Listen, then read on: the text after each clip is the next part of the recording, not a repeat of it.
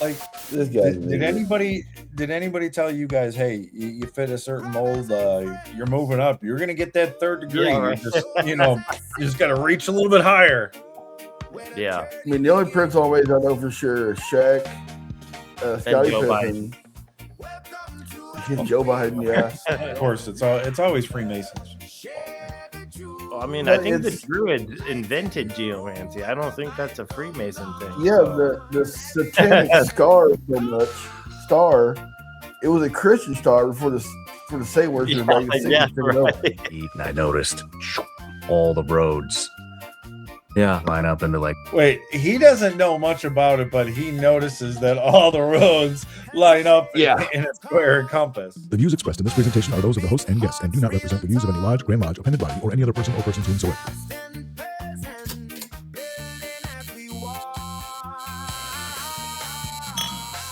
Brethren, we are at Refreshment. Welcome everyone to the At Refreshment Masonic video podcast. Wow, I haven't even started drinking yet. As you can see, I'm your host, Wesley Reuter. I'm here with Brock, and we're here with our special guest and friend of the show, Todd Whaley from that other Masonic podcast. What Masonic podcast? That other Masonic podcast. Other Masonic podcast. Right. Yeah. The other franchise. Dude, I'm doing great, man. How are you? I am. If I was any better, it'd be illegal. Dude, I just listened to your guys' last episode, man. That was a long one. Oh, though Adam Boyle? The guy who traveled like 4 hours? Oh, yeah. He came up from northwest of Fort Wayne, which is about a 4-hour drive down to us. Yeah. He was a very interesting man. He completely changed his life around for Freemasonry as far as physical, mental, spiritual, everything. And yeah, I heard he said he took lost his all seriously. Yeah, I like. He went from 400 to he was just a machinist, and he was a very bright guy, but he's a machinist, and he like almost 400 something pounds. And he joined lodge, and they say you're supposed to figure by that living stone, and he took it for the word of it, and he's barely 200 pounds now or something like that. I mean, he's a tall guy too, but he's slimmed down now quite a bit. He's got his art studio and everything, and he brought some of his art that he's done, little small pieces in there, stuff like that. It's really, really neat. But that guy is very interesting. We talked to after we got the podcast, we talked a lot about the sacred geometry and stuff like that. And very cool. We should have got a recording, but it just never came up. But yeah, that was a very interesting episode. We should have some. We're gonna record. Not to break the fourth wall, Jared said, we'll be recording tomorrow. Probably 3 or 4 more tomorrow. Nice. So be on the lookout for those. Oh yeah, that's absolutely, right, man. Sunday's your recording day. Yep, Sundays. Not really the only time we can get together. He always has something going on Monday, or he's got his kids, or Saturday. This Sunday seems to work out for us. That lodge is always open, so we know to use the lodge. Yeah, no masonry on Sunday, right? Unless it's podcasts or practice, or funerals or installation. Yeah. So a couple more things. You have a third guy on your show. John. Tell us his name, because I got wind listening to your show that he has his own podcast. Yeah, these guys are branching John out. McEwen. Yeah, I start something like that. Yeah, John McEwen. He's a very spiritual, very devout Christian man of the Methodist faith. And I always felt like he's out of place on our podcast because he's not really jump in there and butt into a conversation kind of guy. He kind of sits there for a little bit and doesn't say anything. And we were at one of our annual Christmas dinner we have and everything. I got talking to him, and I'm like, hey, why don't you start your own podcast? It's more of because you're very deep in your faith, you're very devout and everything. Why don't you start your own podcast, make it a faith-based Masonic podcast? I said, because when me and you talk, you could tell he is, 100% about his faith and just becoming that better person through his faith and everything. He's like, okay, I will. he thought we were kicking him out of the podcast. We weren't. I just want him to have his own voice. I want him to be able to go out there and put his voice out there, his ideas, and let people hear what he's got to say. And so far, he says it's been going pretty good. I haven't looked at his numbers or anything, but they're still a little small, but they're growing. And I think people are really going to enjoy his content in the future. Oh, yeah, absolutely. The more people know about it and hear about it, they can tune in. Isn't he kind of like moving through the ranks of his church as well? He's kind of helping out and then taking on some bigger roles there as well. Yeah, I believe he's a deacon in his church. And even like a couple Sundays ago, he actually delivered a sermon at the church and everything. So, yeah, he's moving up through that. He's a senior warden at the lodge this year and doing a good job with that. For only being in a couple years, he's doing really well. I'm really proud of where he's at right now. Good to hear. That's great. And Todd, one more thing. If anybody wants to listen to your podcast and get a hold of you to possibly be a guest, how would they go about doing that?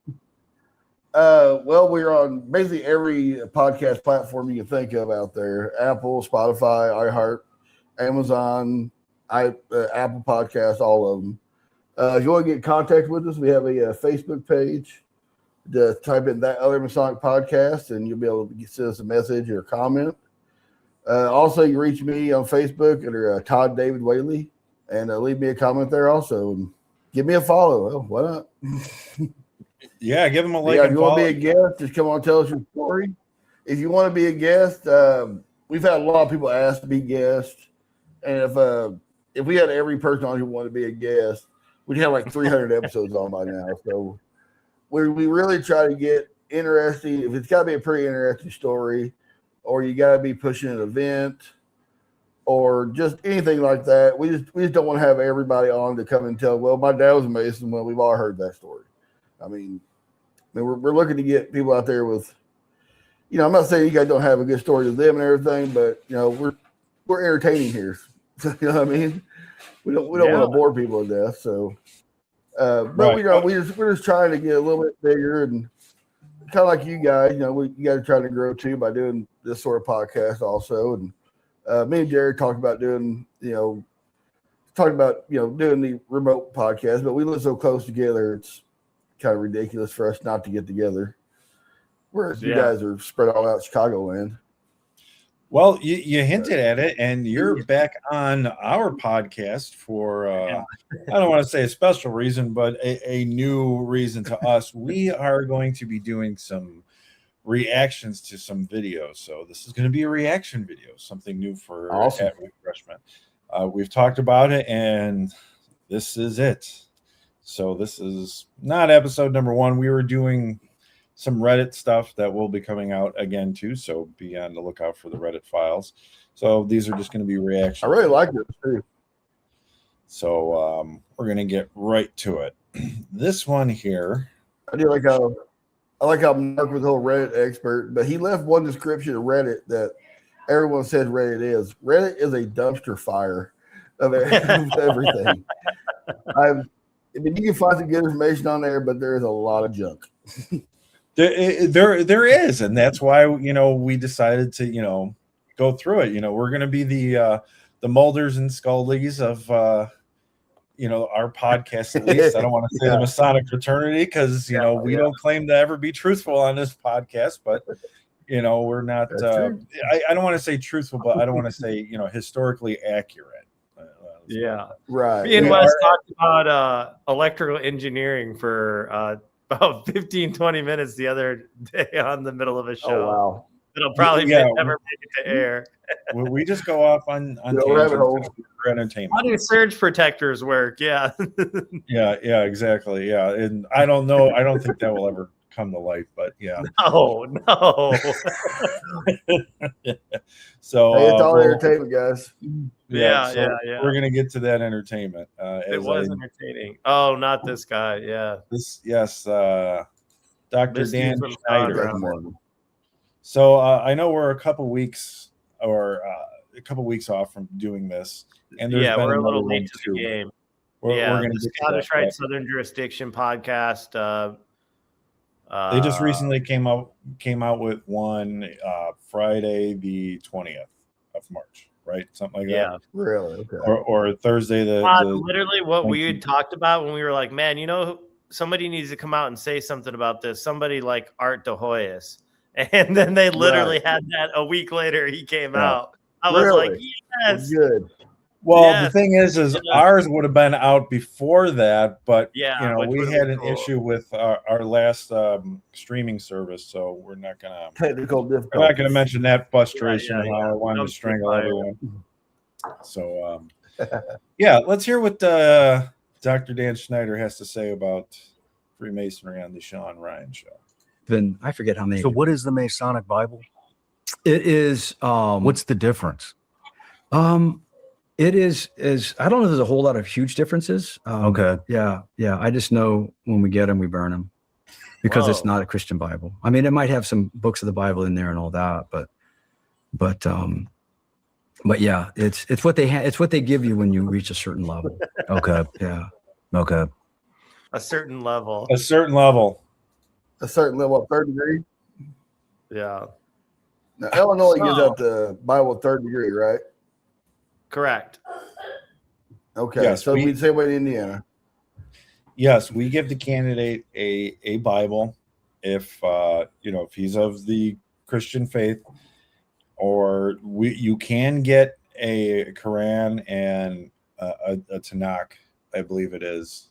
That's Masonic. It has Masonic writing in it too, and the only Masonic writing in it is the beginning. I know It's like mine. Yeah, mine is the big blue heirloom book. It has when I was an entered apprentice, fellowcraft, master mason, people who were there for my raising, everything for the Scottish Rite, everything for the York Rite, and then it has an explanation of the degrees and what they mean to Freemasonry. And then after that is the Bible, the King James Bible. Mine's not red letter. At least I don't believe it's red letter edition, but it's the same old King James version of the Bible. I got the smaller Bible whenever I went through, but my old lot since recently they went to bigger Bibles, but I got the smaller Masonic Bible, and that's my Bible. I use that for church. I use that at home. I mean, that was given to me. That's the Bible I use. Like my wife got a Bible for one of her Catholic things. I forget, and that's her Bible. But my Bible has Masonic emblem on it.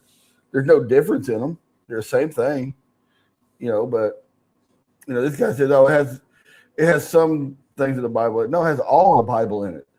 Yeah, and then he just says, "Yeah, we burn it." With Masonic symbols on it. Why wouldn't you look through the Bibles? Yeah, I don't know. That's ridiculous. I've got so many Bibles. I'm like, I don't need to go through another Masonic ceremony and receive a Bible. I don't need it. I have the big one. I have the small one. I don't think there are any more editions of a Masonic Bible as far as I know. So I don't need another one. I've got age. Yeah, there's just older ones. That's it. I've got family heirloom ones. I have ones from when I was going to church. Right. They're all marked up, from me highlighting stuff, and so I don't need another one. Now, I've never seen a Masonic Torah or Tanakh. I've never seen one of those. I've seen been in lodges where they've had them on the altar, but I've never actually seen one that has a square and compass.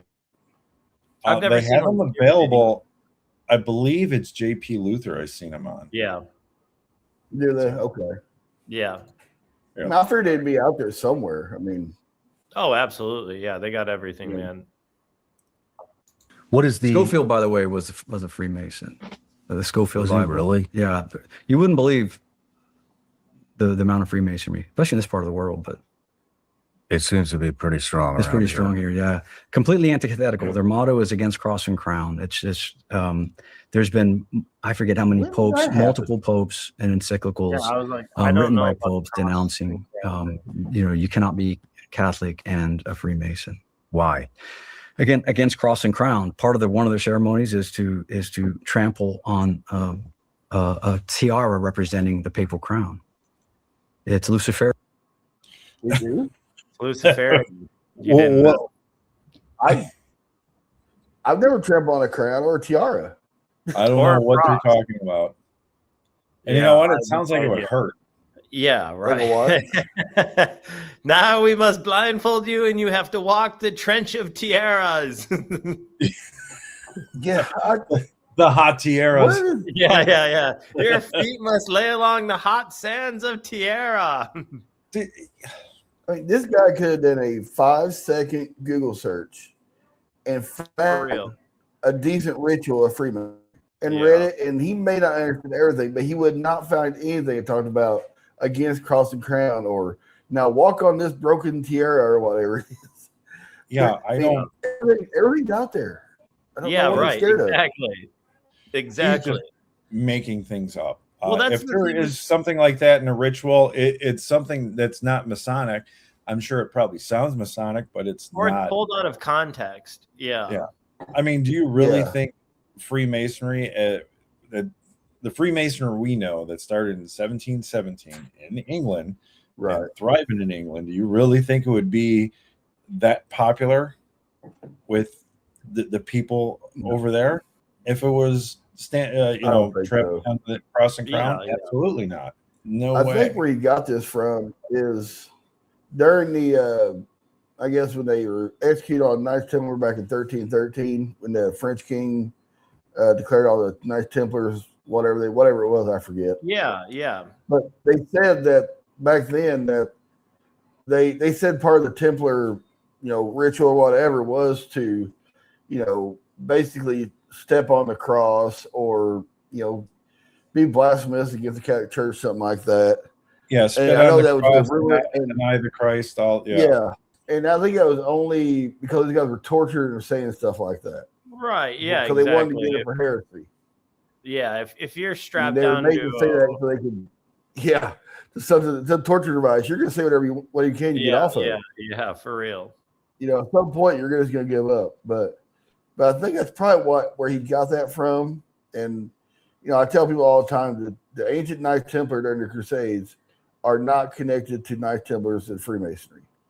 We basically just use them as a model for what they want to be as far as what we have now. Well, I watched something interesting. We're going to get a little off topic, but Scott Walter and Hogan, the Yahweh scroll or the Jehovah scroll.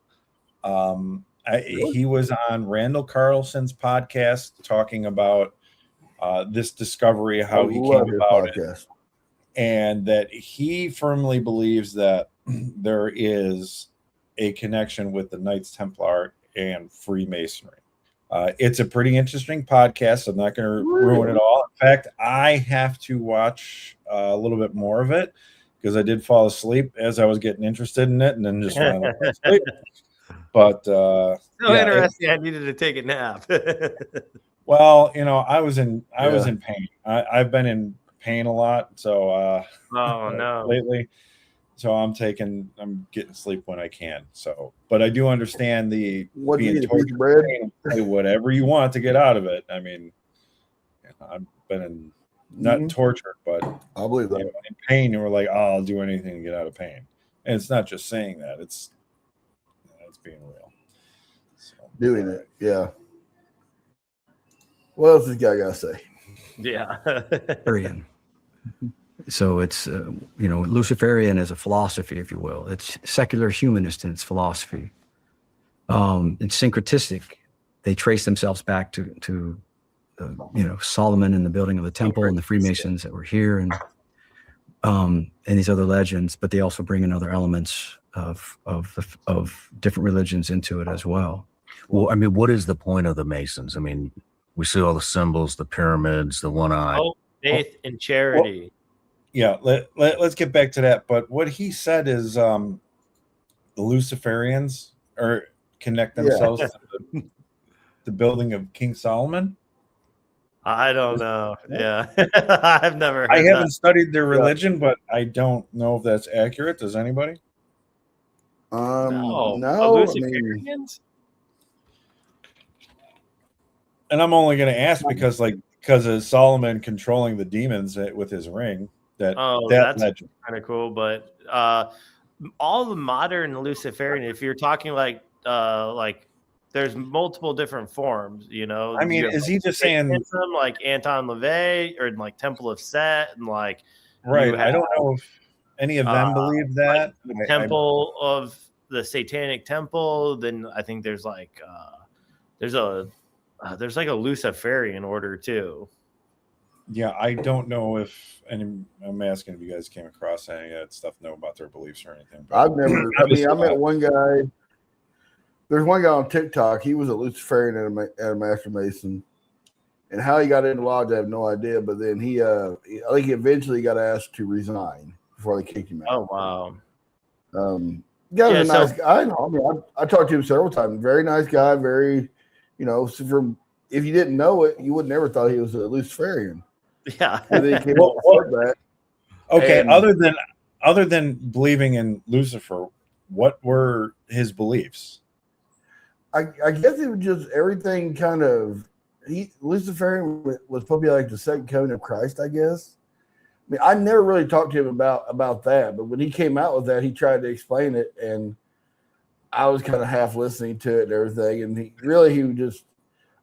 think he was saying that Lucifer was a creator, where Lucifer was just another angel, where God was a creator, but being God's favorite angel, he thought that he was also a creator, and he's not. And that's kind of where the Luciferians get. That's the reason. I was gonna say this is like a demiurge, and this is like a Gnostic view, and then he tried to explain it to a bunch of us, and there were so many people yelling at him. Basically, that it's hard for him to explain it. I kind of felt bad for him because he really couldn't explain it because everyone was basically talking over him the entire time. Wow, that's horrible. I mean, I would have liked to know the reason why he thought it was okay, but that just never happened. Well, I'm just always curious. He was a nice guy, but yeah, I might not, believe it. I've got my own crazy religious stories, but we all can believe some pretty strange things at times, or things that people don't understand. Mm-hmm. And I try to look at it like that. Well, how did you get into this, and why do you believe that? I'm not questioning it to like tell you you're wrong. I'm questioning because I'm trying to understand on your level how you got here. Yeah, right. So yeah, I'll never look down on anybody for religion. I mean, that's their faith. Who am I to judge them on their faith? But I guess I can't say that anymore. Yeah, but I'd never look down anyone's faith. I mean, whatever you are. That's your belief. I'm never gonna try to talk you out of it. But I'm interested in learning other beliefs. No, I'm not gonna go follow them. But nothing wrong with learning. You, man. Yeah, let your freak flag fly at your own house. Yeah, well, what you do behind your doors. Yeah, exactly. That's none of my business. Yeah, Todd. Well, I'll have to have you back on for to have you question me about Mormonism and all that stuff, because I know you've mentioned a few times on your show you're interested to know. So we'll have to do that one time. All right, let's have a conversation. Yeah, let's get back to Dr. Dangerous here. Hey, I mean, I don't really know much about it, but how does he not as know? As a matter of fact, I mean, the last time I was in Washington, D.C., I just was looking at Google Earth, trying to find a place to eat, and I noticed all the roads line up into like. Wait, he doesn't know much about it, but he notices that all the roads line up in a square and compass. Does that make sense? But no, or he doesn't know. If you're going to have a podcast and you're going to talk to somebody about all this religion, all his book and everything, and there's a subject there you don't know anything about, why wouldn't he research that? Why wouldn't he go, I'm going to go, look at Wikipedia or just do a Google check real quick? I don't know anything about this. Yeah, I'm going to agree with you because I don't know anything about it. Maybe the same reason, if I went out on a blind date, and I knew about the subject the girl was talking about, but she's just like so damn hot. I'm like, I don't know what I'm. We've all done that. So. But it's like if I went online and I said to all Navy SEALs or CIA operatives were child blasphemous. Yeah, right. Yeah. And the people, somebody you don't know goes, yeah, you're probably right about that. Or if I went there, you get gummy bears, give you cancer. Yeah. I can say So that.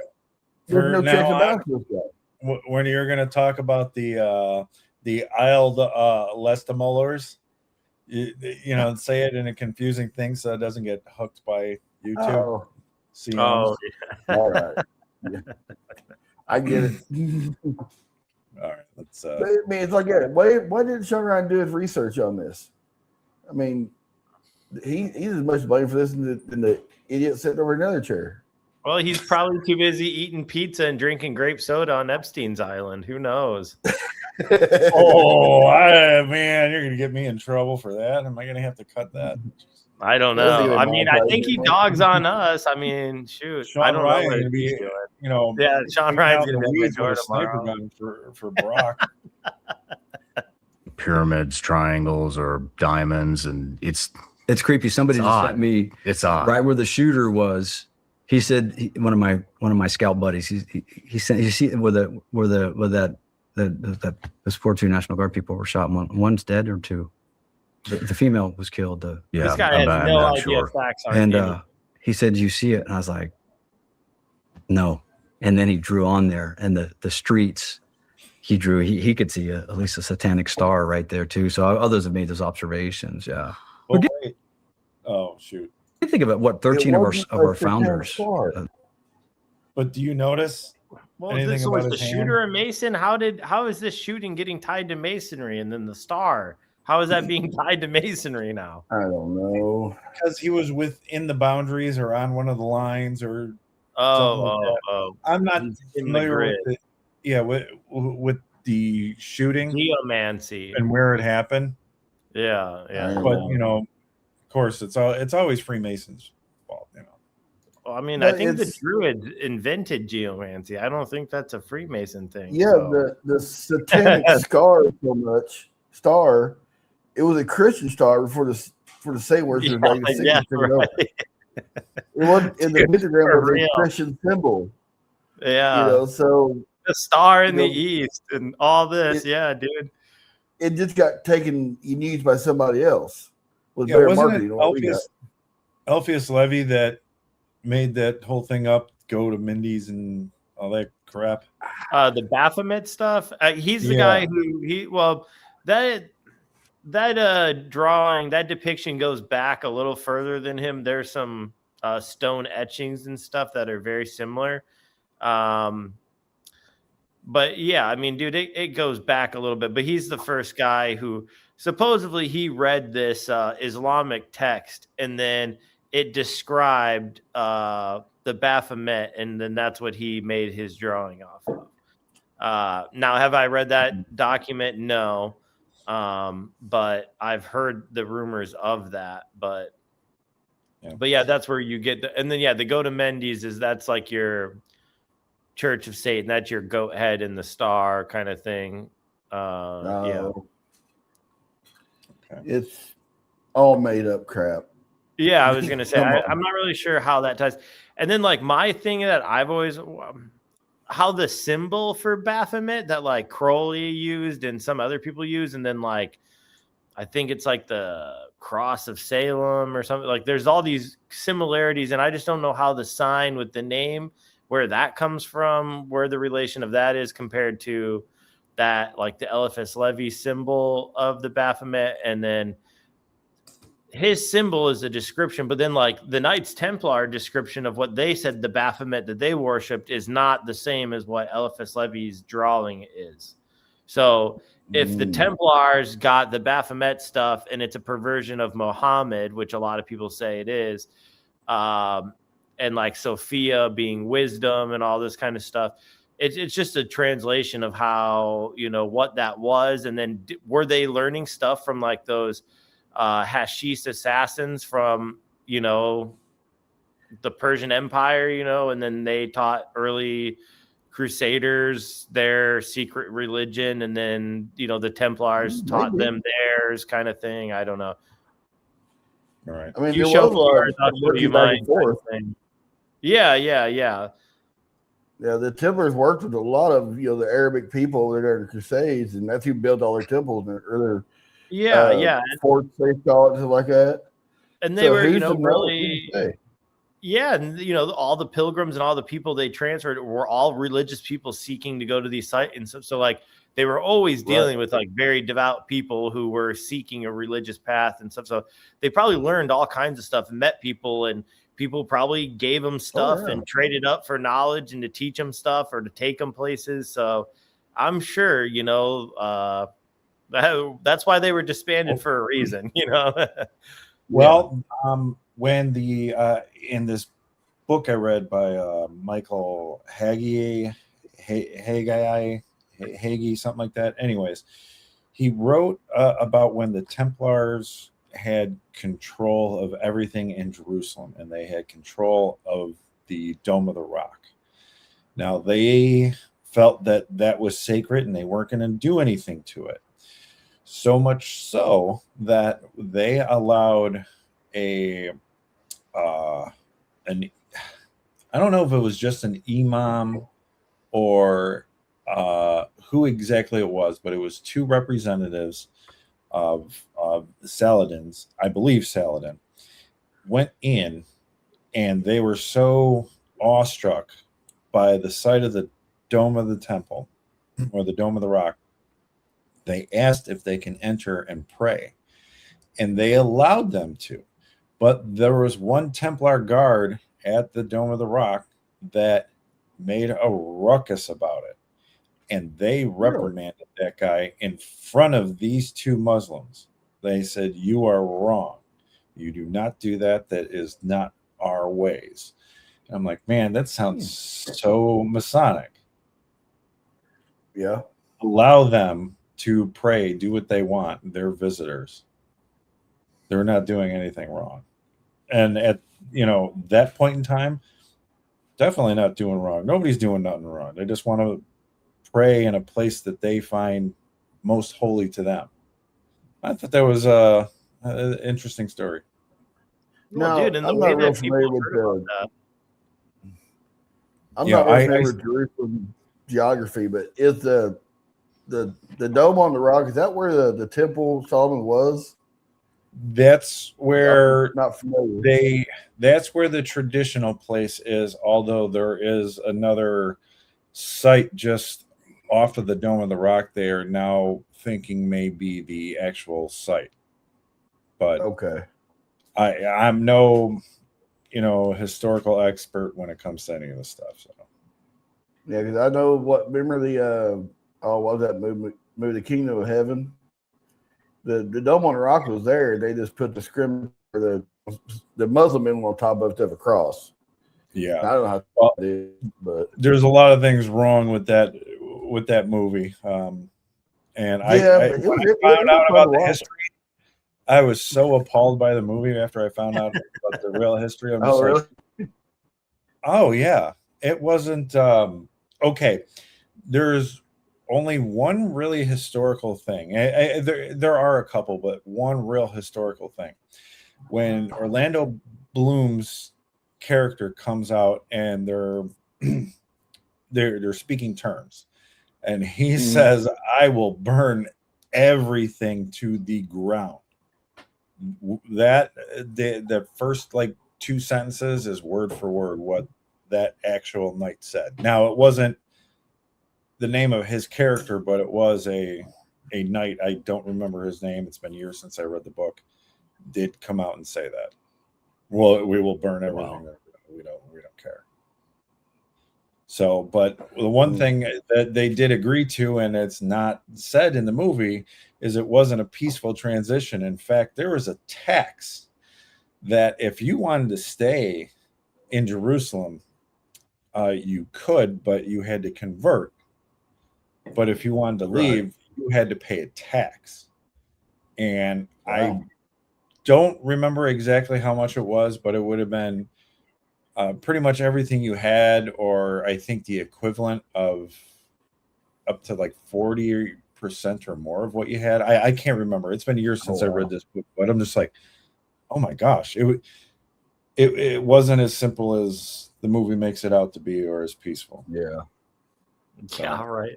Again, I know we got off. People has moved out of their area, man. I mean, all their stuff and possessions usually are taken over by whoever's taking the land. You know. Yeah, history is a wild thing. I was going to say, look at World War II, all the paintings and all the artwork and all the Masonic history that was just scooped up and lost, tucked away until found again. I mean, dude, they're still finding train cars full of Masonic stuff from that. You know, they just found like a train car in Norway a few years ago full of Masonic records. Oh, jeez. All right. Now, I actually talked to a guy on TikTok one time. His either grandfather or great grandfather took the Grand Lodge of Germany, I believe, took their charter with him to, I think, Jerusalem when he fled Germany during World War II, and saved it for the Grand Lodge of Germany until the war was over. Yeah, I'm sure, dude. Yeah, he brought it back to them. Yeah, I don't know if it was his father or great grandfather, one too, but he was pretty active on TikTok there for a while. I haven't seen him in a long time, but I ain't been on TikTok in a while either. But we wanted to have him on our show. We kind of lost contact with him, but because they say it's a really interesting story how he snuck out of Germany, got all the way down to Israel, to not Israel but Jerusalem, because Israel was a thing then. But yeah. So I don't think it's kind of a neat story. We never got a chance to talk to him. Oh, dude, that would be an amazing story to talk about. Yeah. If you are that brother listening to this, please, know him or somebody. Yeah, shoot, dude. We'd love to hear. I can't remember his name right now. Or if anybody got an interesting story out there and you think it's worth putting on our podcast, contact us. Yeah, please hit us up. Yeah, absolutely. Yeah, we'll let you know. Wes, are we gonna? Oh yeah, go. I was like, yeah, hit it, play. Yeah, we're getting back. This of the signers of the Constitution were Freemasons. So is that a good thing? No. Yes. I mean, that's not a good thing. Yeah. So what is the point? What are the Freemasons? They are. It's a fraternal organization. It's for men. They have female auxiliaries and stuff. Job's Daughters and the Eastern Star and others. This is the most but it's basically was started post-Reformation, Scotland, London, and UK, some in Germany, around that same time, 1700 time period, that would create a fraternal organization, a secret brotherhood, and they have their own rituals and processes they work through. They have, the Freemasons, if you think of it, were behind. If you ever seen the movie about the Cristero War in Mexico, they were behind that. If you weren't a Freemason, you didn't get a job in the government. At that time in Mexico, persecuting the church. Really? Freemason, you'll see some, Jay-Z and famous rappers are in Prince Hall Freemasonry, so they're behind. They're actually, so you have your African American Freemasonry that is, as some say, related to the Black Panthers or some radical, and then you've got those. And then some radical, and doesn't say anything. This guy made a bunch of accusations. Yep. The war he's talking about, I do believe there were Freemasons involved in that. The president of Mexico was a Mason. Yes. His great grandson is a member of the Valley of Chicago. His grandpa's literally on the money, and I was like, he's like, oh yeah, my grandpa's a Mexican Mason, and holds up the money. He's like, that's him right here. He was a Mason. I was like, oh shit, he's on the money, man. I'm like, damn, that's dude. Cool. Yeah, it is cool. It is cool. Shout out to you, brother, man. At first, I thought he was gonna talk about the vision of the vision of Guadalupe. I think it's called. Yeah. There was something going on, and I don't know if it's connected to that, but there were Freemasons involved in something. I don't remember exactly what, and this is why I probably shouldn't be talking about. But I thought they were going to mention that story because it had something to do with Freemasonry, and that supposedly Freemasons were trying to suppress things of that vision. And it's like, well, then how did the Vatican get the information and stuff? So I don't know. Anyways, forget about what I was saying. No, that's interesting. But then also the thing of Jay-Z, I don't think Jay-Z is an official Freemason of Prince Hall. Maybe I'm wrong, but I don't think thought he I seen is. a picture of him in a lodge with an apron on once, but I don't know if that's a real photo, and I don't think he's ever really come out public. Yeah, I about think that. that was photoshopped. Yeah, I mean, the only Prince Hall Mason I know for sure is Shaq, Scottie Joe Pippen, Joe Biden, yeah. And also Webster, Emmanuel Lewis. Emmanuel Lewis, Richard Pryor was a Prince Hall Mason. I mean, we're out there to what you think. But I mean, yeah. But Jay-Z, as far as that, I don't. When Jay-Z ever gonna have time to do that? Well, You know dude, what I mean? yeah, he's all caught. Yeah, he's gonna be caught up in some legal trouble, it seems. So I don't think he's got time for that. Stage. So if you can see this here, Bobby Rush, who is a co-founder of an Illinois chapter of the Black Panthers, I guess he was a Prince Hall Freemason. Correct. Yeah, and not only that, I mean, so does one guy make a huge connection? That's the same thing as saying every dude, it's a very common thing, actually, of CM because they were a Catholic priest. No, they're not. Not everybody is guilty of that because they're part of that organization. But you have to look at like the origins of Prince Hall and it being like a regiment of military men who came together under Prince Hall and they were fighting for like the ultimate justice kind of thing, and so for Prince Hall Freemasons to support the Black Panther Party and its early movements, I'm not surprised to hear that at all.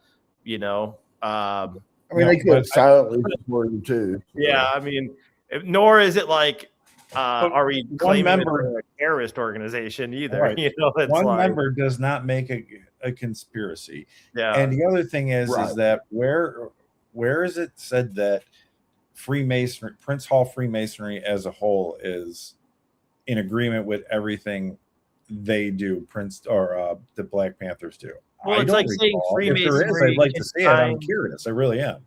Where Freemasonry consigned with the Boston Tea Party, just because it was some Masons and it might have been thought about in a Masonic lodge and all that. It wasn't like it wasn't a Grand Lodge thing. That wasn't like Freemasonry saying, "Hey, we are getting together because it's Freemasonry to do what is known as the Boston Tea Party," and that's what I mean. Right.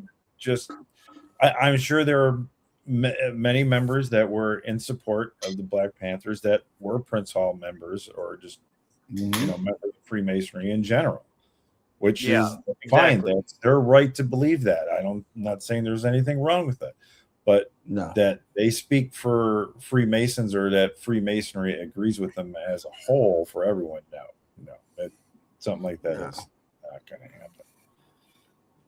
What else He's going to say Aleister Crowley is a Freemason next. Yeah, that's coming up. Of the Egyptian rite. Yeah. Memphis Mizraim, 95th degree.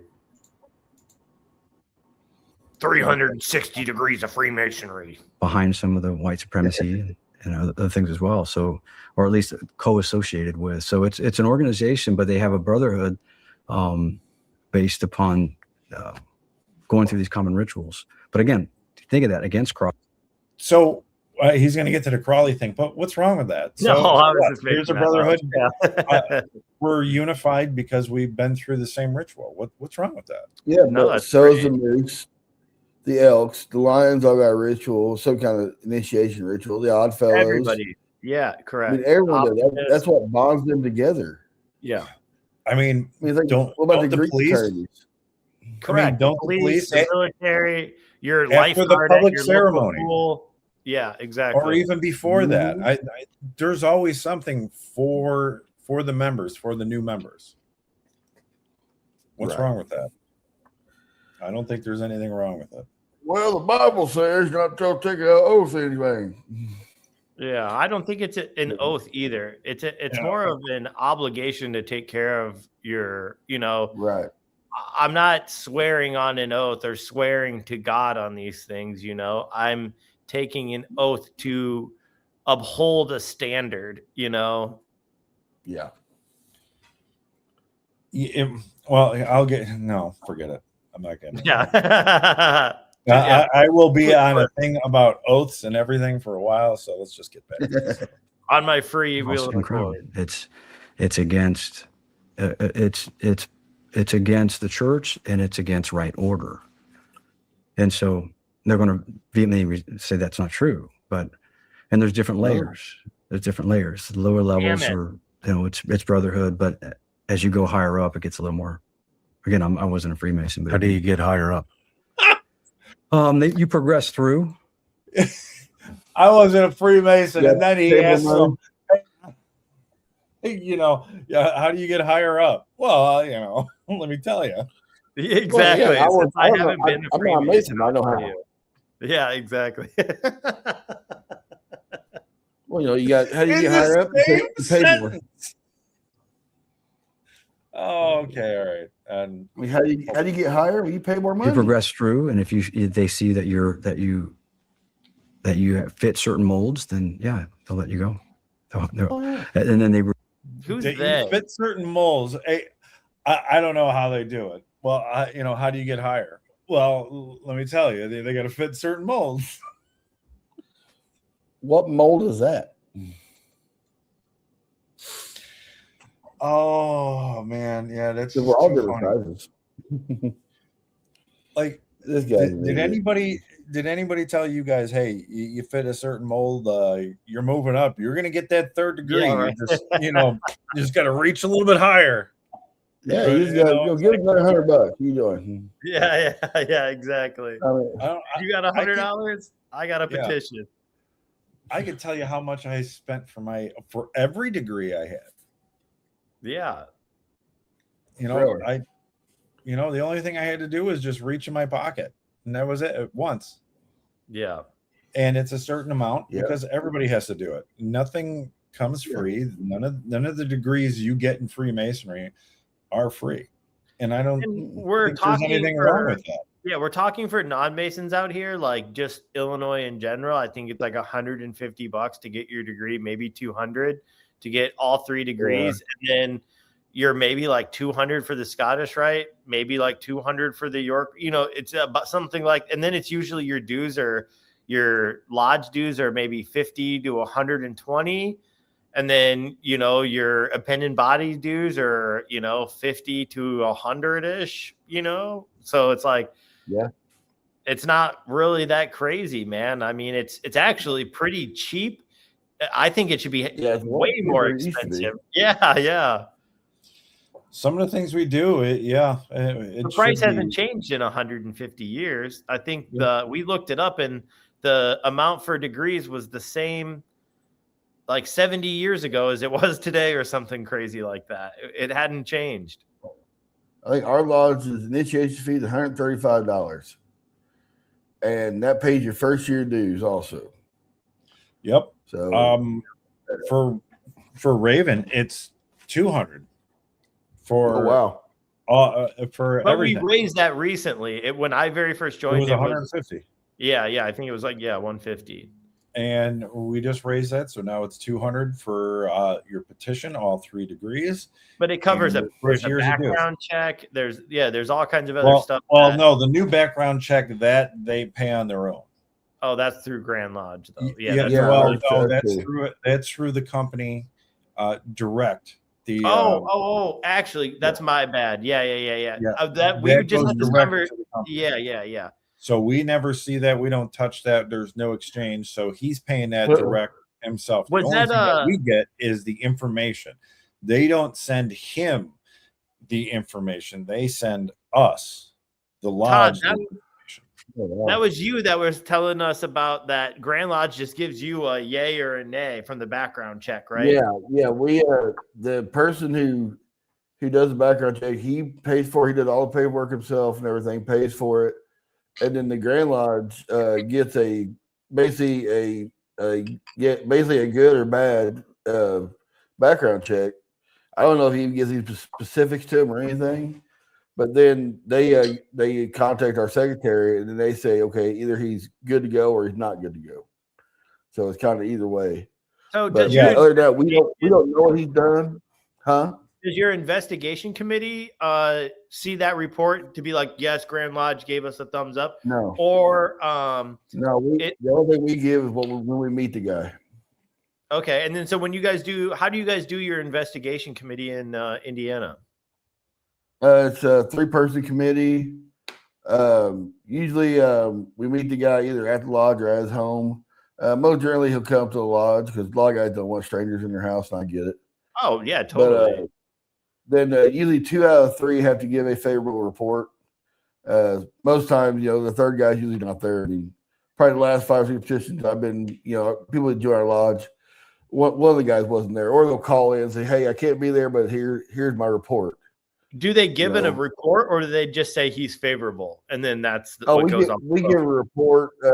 Basically, we kind of go down a checklist of questions we have to ask the guy, like, do you believe in God? Doesn't matter what God. Do you believe in a singular God? Do you understand you had to pay dues every year? Are you financially stable enough to be able to do that? And they have to give 2 basically professional people who'll speak for you. I can't think what it's called right now. Yeah, just like a reference. Reference, yeah. We had to get 2 professional references. It can't be a family member. It has to be somebody outside your family. And you have to contact them people too. Well, my mom says yeah. But yeah, you have to contact everybody they put down. Well, that's awesome. Yeah, that's great. Mm-hmm. Cool. I was fortunate. I didn't know anybody in the lodge. My dad knew only 2 guys, and that's who signed my petition. That's amazing. Yeah, that's kind of lucky there. Wes was on my investigation committee. That's an easy one. Reveal the great architect of the universe, which from inside reports, and they're going to deny this, but the inside reports, people that have come through this say, the great architect of the universe is Lucifer. Wow. So, wow. Yeah, I am going to deny that. It's Luciferian, yeah. Yeah, and I can only tell you from the other side. I can tell you as a Catholic, it's been denounced. You can't be Catholic and Freemason was in canon law. It's been denounced by several popes. There's multiple, and it's antithetical. And even the Freemasons themselves say, Catholics technically can't either, even though you'll hear once in a while. I know more Catholics that are Freemasons than any other religion out there. Yeah. That is just that is just ridiculous. No, it's not that. Yeah, the Catholic Church doesn't want their members to become Masons. There is a rule or a papal bull, whatever you want to call it. But there's nothing in a Mason that says you cannot be a Catholic and a Mason. Plain and simple. Right. As long as you believe in a singular God, you're good. Have you ever had a church representative ask you about your membership in Masonry, or? No, I really don't flaunt it either. When I go to church, I don't wear my ring to church, and my car does have Masonic plate on the front and everything. But right next to Father Father Lyons or whatever. Yeah. But to be perfectly honest with you, down here, I don't think anybody even know what that symbol even means. Because it's such a Catholic strong area. I mean, for the longest time, the only 2 churches in this little town I live in was a Catholic monastery and a Catholic church. And until recently, probably the last 10 years, a Baptist church has moved in and now a Christian church has moved in. Before that, that was the only religion in this town. When you say Christian as church, far as actual church. Yeah. Non-denominational. There's the Christian church. I'm not sure what they are. There's a Christian church. One is a Baptist church or a True Vine Baptist church, but the other one's just like I can't remember the name of it right now, but they're just a regular Christian church, and it seems like they're getting bigger too. So, hey, more power to them, I say. Good. But yeah, down here, my in-laws, I invited them to my Monarch's Ball when I got installed as the Monarch of the Grotto, and they had no idea what they were walking into. They'd never heard of the Grotto. They never really heard of the Masons before. Yeah. But they loved it because we were having the a good Grotto time. Bond, that's awesome. Yeah, in our Masonic Ball, everybody tuxedos, it's ball gowns. I mean, it's not casual or anything. But you're talking 300-400 people in our grotto, and they had a blast with it. They said, this is fun. Yeah, this is great. What? Oh, and everybody do this. Like, well, everybody can. So. but yeah. Okay, I don't ever remember hearing any kind of teachings, whether they be from Catholicism or any other Christian sect, against Freemasonry until I became a Freemason. Mm-hmm. I don't know if it just went over my head. I just didn't put it together. They just never. There's really no other reason. There's no reason a Catholic can't be a Mason except for the Pope says you can't. It conflicts with the faith. Because I think what it comes down to, a lot comes down to money. Because it omits Jesus Christ within its ceremonies and teachings, I think is something along the official lines. But also it's, we have men of different faith, and we all consider ourselves on a level where if you know anything about the Catholic Church, they don't like that. They don't know. No one's on a level in the Catholic Church. There's always somebody higher than you in the Catholic Church. Well, if you can believe that the word, the Lord in the Old Testament is talking about God and Jesus, and that, in the days to come, there will be a Messiah named Emmanuel, but they call him Jesus. So if he can have many names, many interpretations, why can't this be one of them? We use the word the Lord, with the Lord, God. We use the word God. We don't say anything else unless there is no unless. It's just God and the Lord in all of our rituals, and that comes from. Let me ask you guys this: in your, I forget what lecture, what part of the degree it's in there. Let's see. They talked about the blazing star in the middle lodge. Do you guys still have that in your ritual?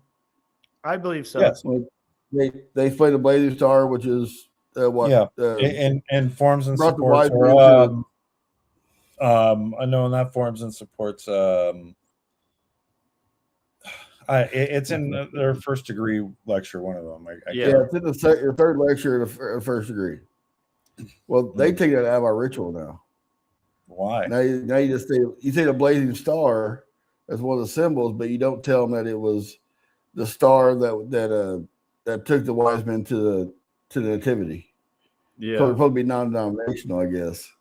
It got put up for a vote like 2 years ago. I thought it didn't pass, but it passed. Okay, so now you can still say it, but okay. I thought it was kind of funny.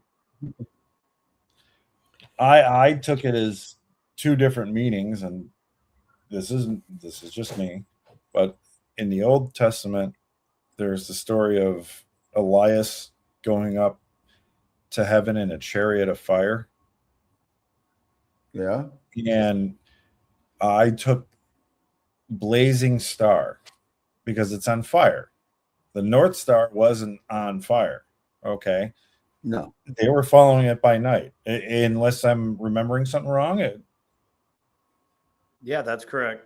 Okay. So like I'm saying, that's just my interpretation. That's just Wesley Reuter's mind going to that scripture. So that's what I saw. A blazing star. There's no doubt about it. It's shooting through. It's a comet. It's something that you're going to see, whether it's night or day. Blazing. Well, in Indiana, it was more of the. In Indiana, it was more of the. It was the star that led the wise men to the nativity, to where Jesus was born, and everything. I guess some brothers got together. They thought that it was too Christian, not enough non-denominational, and everything. Right. They ended up getting passed, but it's not.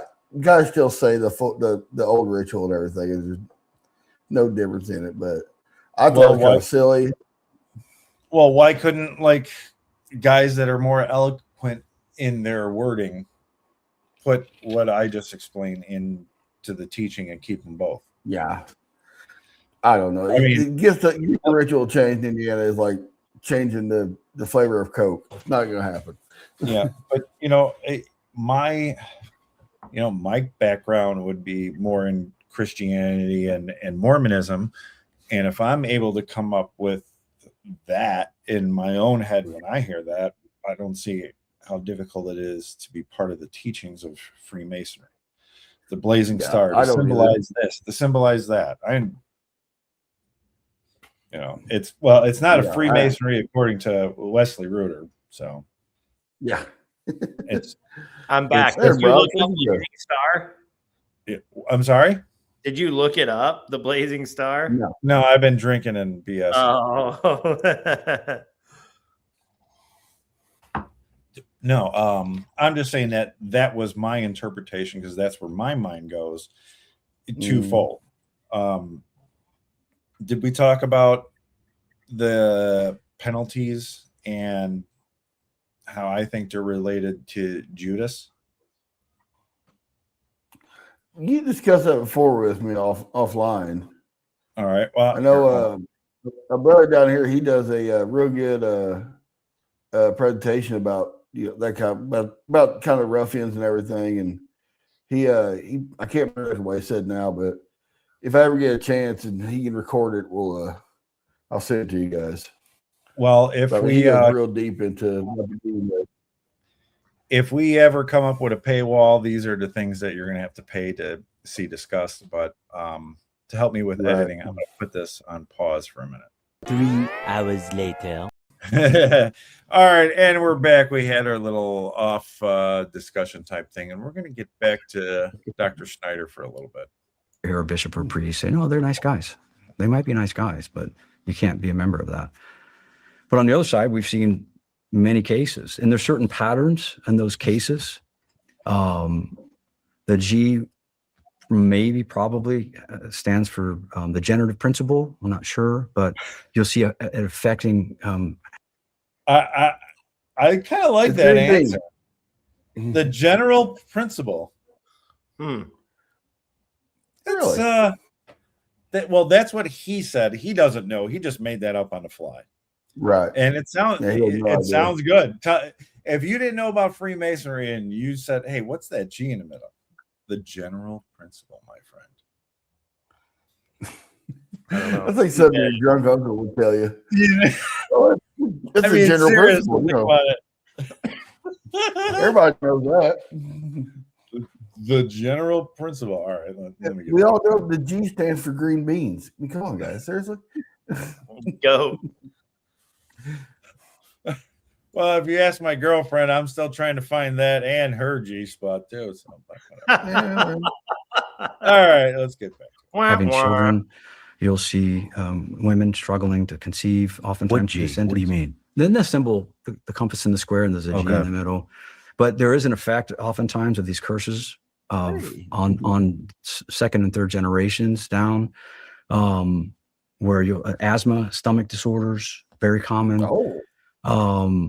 Sometimes you'll see. We had 2 cases at the same, like 6 months of each other, a year. 3 children, of boy and 2 girls. The boy. Wait, 2 cases, but there were 3 boys and. So 2 boys and a girl, or 6 kids, all are defected because of Freemasonry. God bless them. Send them to Shriners Hospital. We'll take care of them. The daughter was completely without religion, just rejected their faith. And the next daughter, the youngest, was transitioning to male. Father was Master Mason in a certain type. A year later. Of a certain type. He was a Master Mason of a certain type, and it's changing the kids to trannies. Like, he's one of those high-ranking Masons. Yeah, of a certain type. I'm like, appendant body type? Like, what do you mean? Yeah, I'm not going to get into the whole transsexual thing and that's everyone's decision and stuff like that. But for him to make that accusation, and it's nowhere is it in the Masonic does it tell you to trans your kid. So no, not at all. That's an adult thing. I mean, I don't know where this guy's implying this or reaching to. I don't know where he gets this information, but it's definitely not from the Blue Book. It is made up. We get another case. This couple's inflicted. They have 3 children. The son's autistic. The daughter is completely rejected Christianity, making her way back, but she had completely abandoned her faith. And then, so if you're not a Freemason, if there's no Freemasons in your family and you reject Christianity, then what's the excuse? You must have met one sometime, or got a background or something. They walk past you in the mall. You probably touched a Ouija board playing chat. I know people who have autistic kids who aren't Masons. Correct. I know guys who have kids who are basically atheists who aren't Masons. I mean, how can you take that one little group and generalize it over an entire fraternity of millions of people? Not only that, my next High 12 meeting, we have a guest speaker who is who does a lot of work in the autism space, and he is coming to educate Masons on how we can help through charitable means to help other kids who are not Masons and they are artistic and need help. And so can we financially help their charity group into making their lives better, not making more? I'm like, right. Literally, dude, this is something we are currently trying to help the cause. I'm not really sure where this is coming from. This is insane. Yeah. Well, where are your go ahead, Todd. Look, my son's he had a lot of learning disability. Of course, he got dwarfism and everything else like that. He's the cutest little guy in the world, but we're having him tested for autism at the end of the month. But we have been working for damn near 2 years to find a place where insurance covers it and it'll be taken care of and everything. But it's only been 2 years since we found a place that will accept him at the age he's at right now, because he's 8 years old. And we finally we have to, his learning is so behind. It's just, his math is great, but his reading is terrible. But, we're having tested for autism, but it's been, I'm going to say, 1.5 years, 2 years of us, trying to find a place locally. If not, we're going to drive to Indianapolis or even possibly St. Louis to have him evaluated for it. So, I mean, if Masons go out there and make it easier for parents, it's like, with our insurance payment, it's still going to cost like $700 just to get him tested or evaluated, not tested, evaluated, which isn't a big deal. I mean, we're not going to worry about that, but there's some people out there who don't have that money. No, and if it's evaluated. But that evaluation can help you, bring all of this into a coherent path of a way of teaching. Exactly. And, that's like a huge thing. Dude, the dyslexia centers that the Scottish Rite has. I mean, dude, when you just hear about it, you're like, oh, that's cool. When you actually start learning about it, exactly. When you start learning about it and the teachers and the criteria that they have to go through, and then the families and the students, and how, like, luckily we're in Chicagoland, but we have 2 Scottish Rite facilities here.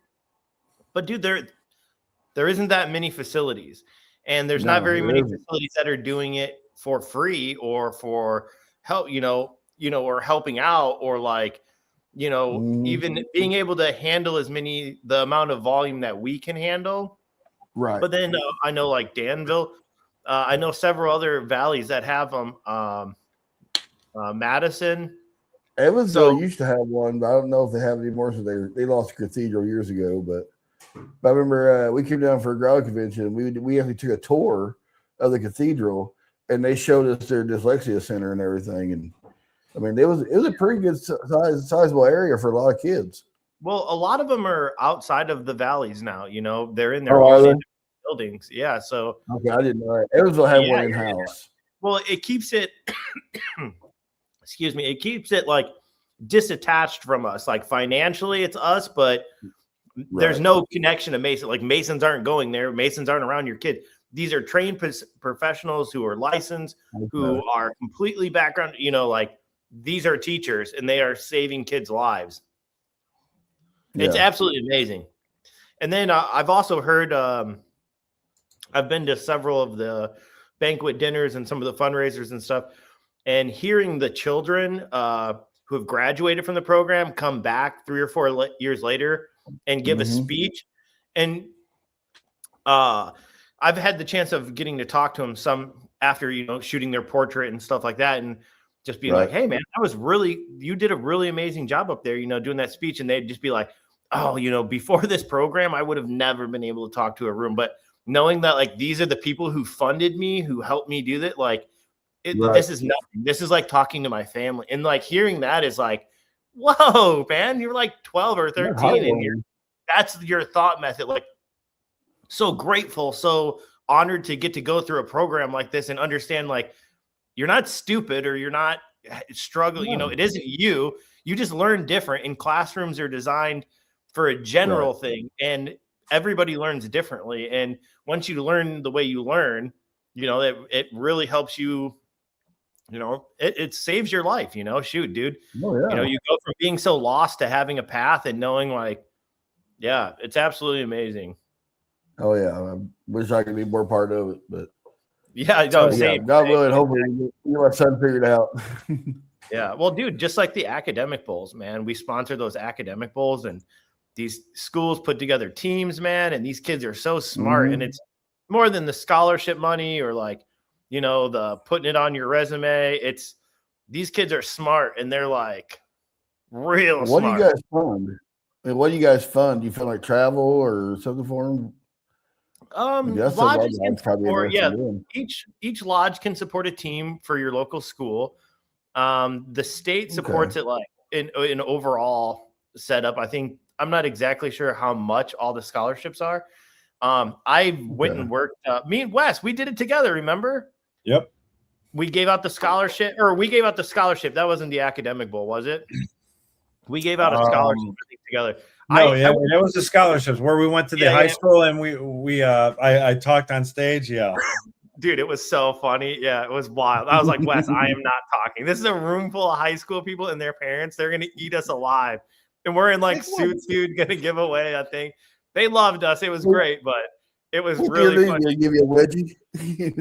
No, dude. So, just like to be up in front of a high school of people, you want to be like a good representative of Freemasonry, because we were even talking like, man, maybe one of them will be like, whoa, those were the Freemasons, dude. Like, who are these people? Because when you graduate and you see there's just random people that show up at your school giving awards and scholarships, you don't really know, but cool event. But the academic bowls are pretty cool. I mean, you support them by sometimes they get like custom t-shirts for their team. You take them, do a lunch with them. You get like, I don't know, get B-dubs or something, wings and stuff, or you can get pizza, whatever, just random different shit like that. But well, right now I'm in a real big push. We're in a real big push right now. I told you last time that our lodge is sponsoring a kid to go on the Washington, D.C. trip in their 8th grade class. Every year the 8th grade class goes to Washington, D.C., and they see the sights, and they go to a ball game, blah, blah, and everything. But it's $475 out of pocket. I mean, you got to have the money up front. And, we paid for our daughter. And I'm thinking, okay, how many people out there, because, we're not in a real affluent area or anything. How many people don't have that money, and that kid should get to go? I mean, I didn't get to go because it was like in 94, 93, it would have been, I think it's like over $1,000 in. Well, the school out here does a good job making it much cheaper.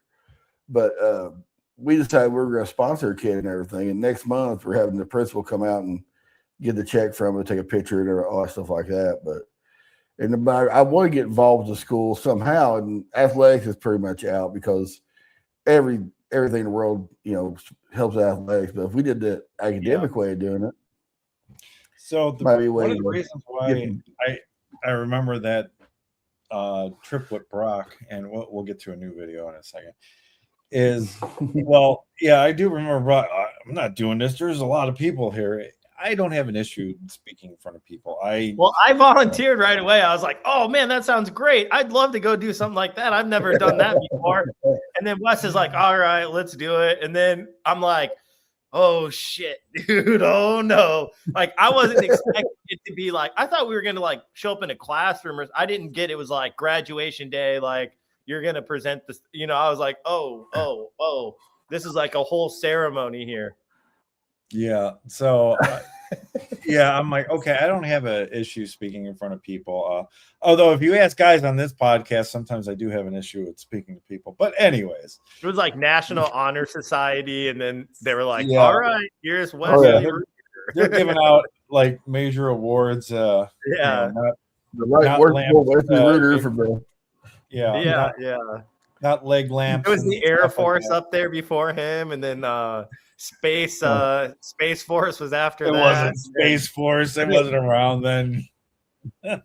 So, so I do remember being up on stage, saying a few words, and giving the scholarship out.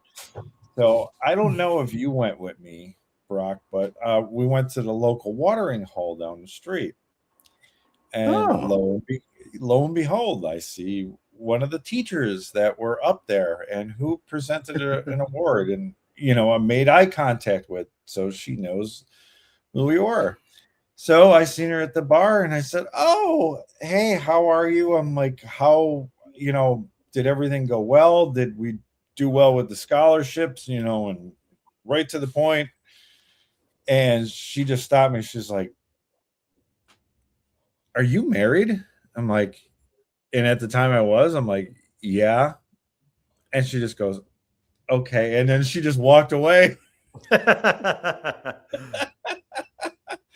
So I'm like, okay.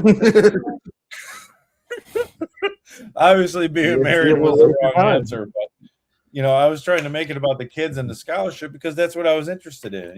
Hey, I would like to continue this relationship with our lodge and your school, keeping it completely professional. And this lady's like, I've seen you more than twice. What's up? Yeah.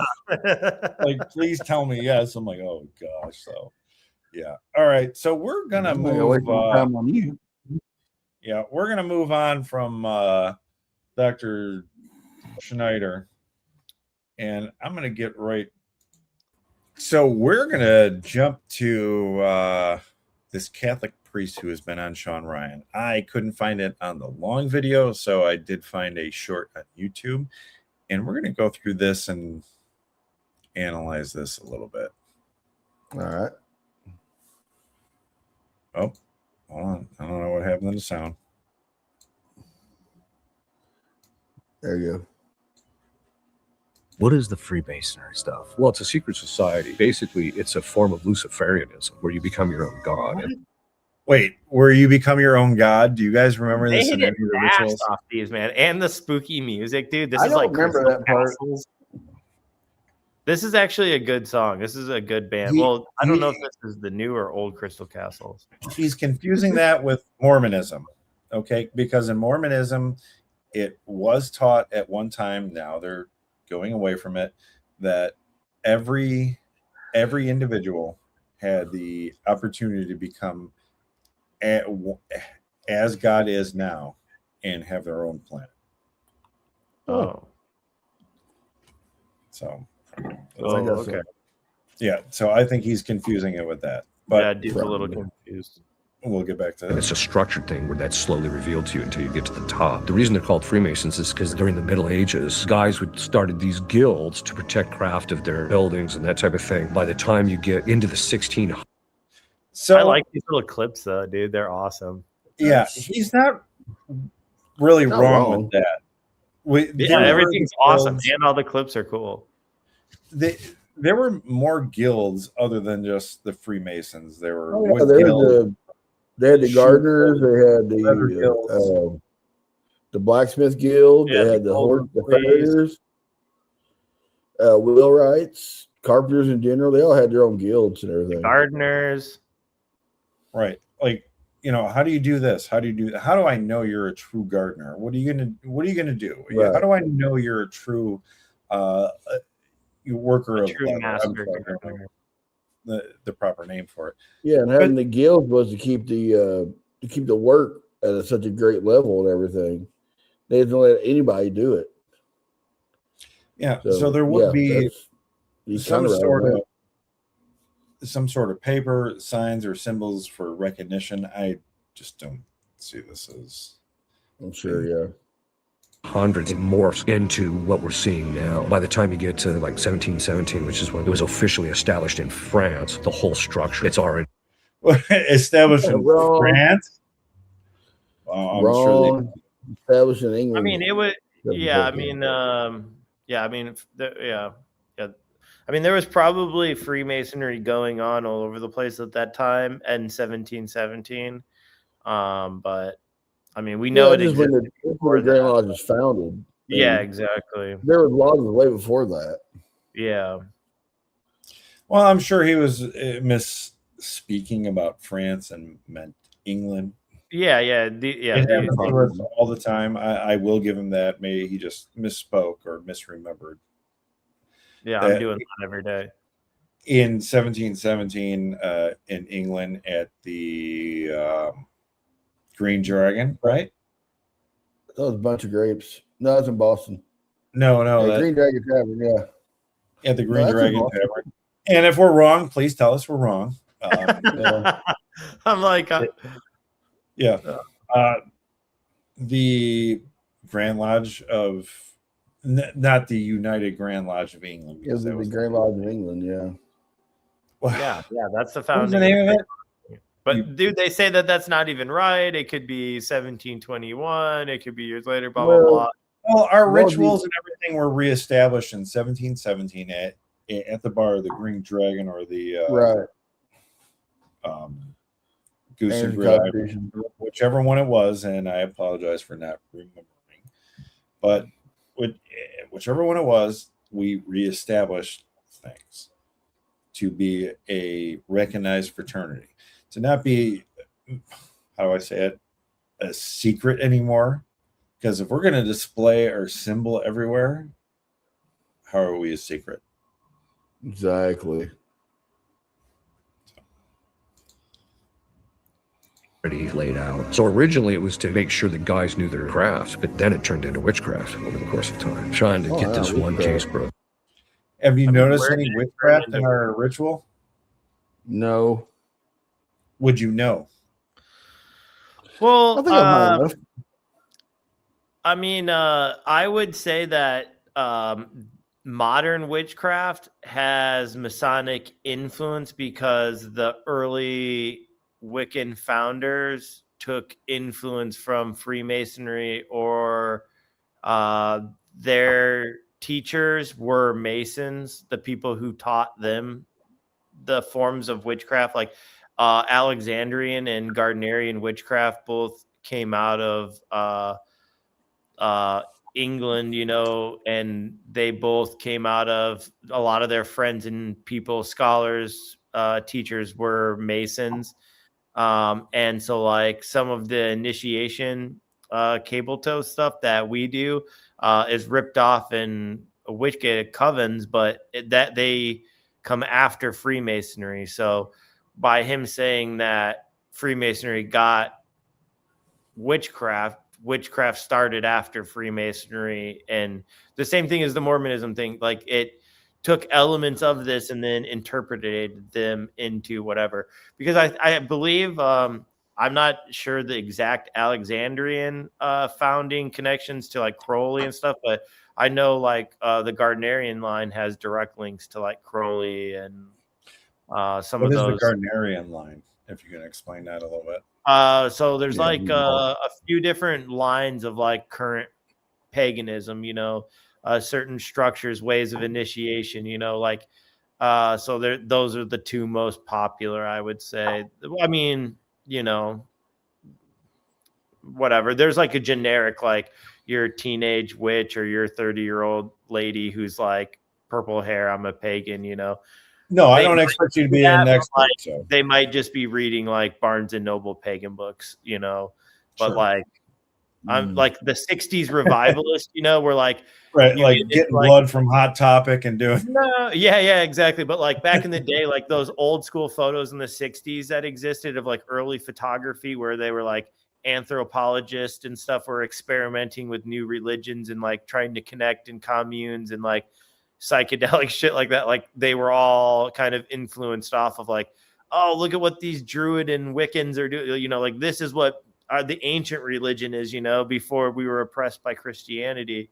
And, you know, I mean, but there's all different kinds of stuff, dude. Like there's other branches that go off of like Phoenicians, and, you know, like every country kind of has their own witchcraft and their own lines, you know. So, you know, like Italian witches aren't really connected to those kind. They're a whole different tradition, or like more like Eastern European witchcraft isn't really connected to those. It's a whole different strain, you know, like there's different influences. There's different people at that time, you know, that people were into, you know. So, well, if anybody knows what Brock is speaking of, we are definitely interested in that topic, or I should say I am interested in that topic now, and I would like to hear from you. So reach out to us at gmail.com.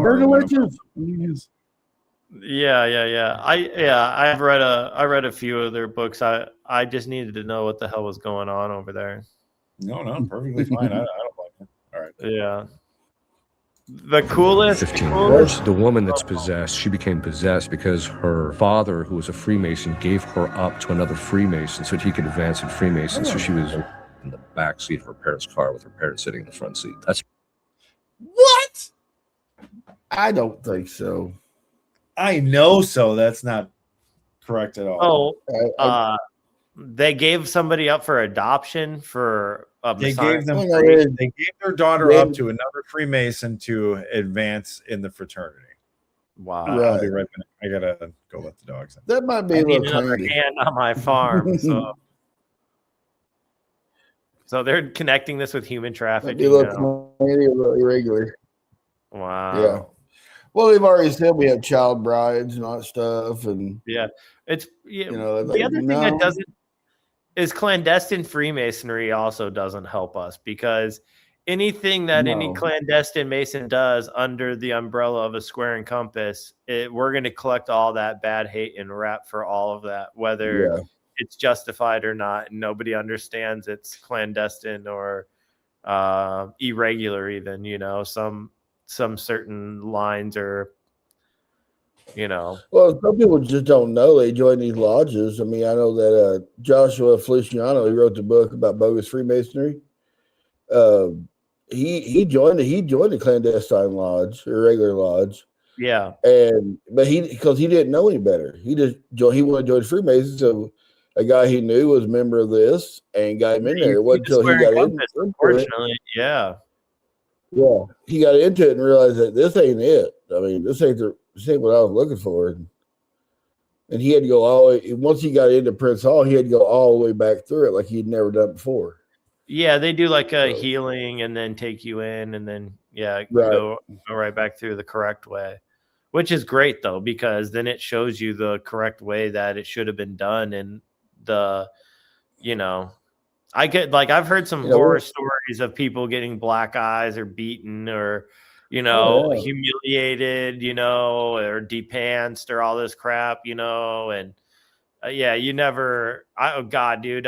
We had one guy on our show, and it was one of the days we recorded at the Moose Lodge, and it was like the 4th or 5th episode, and everybody was and we were all so passionate about standing up for Freemasonry and all these bogus guys, and we couldn't even believe it, so that episode never made it to air, but he told us some raunchy stuff.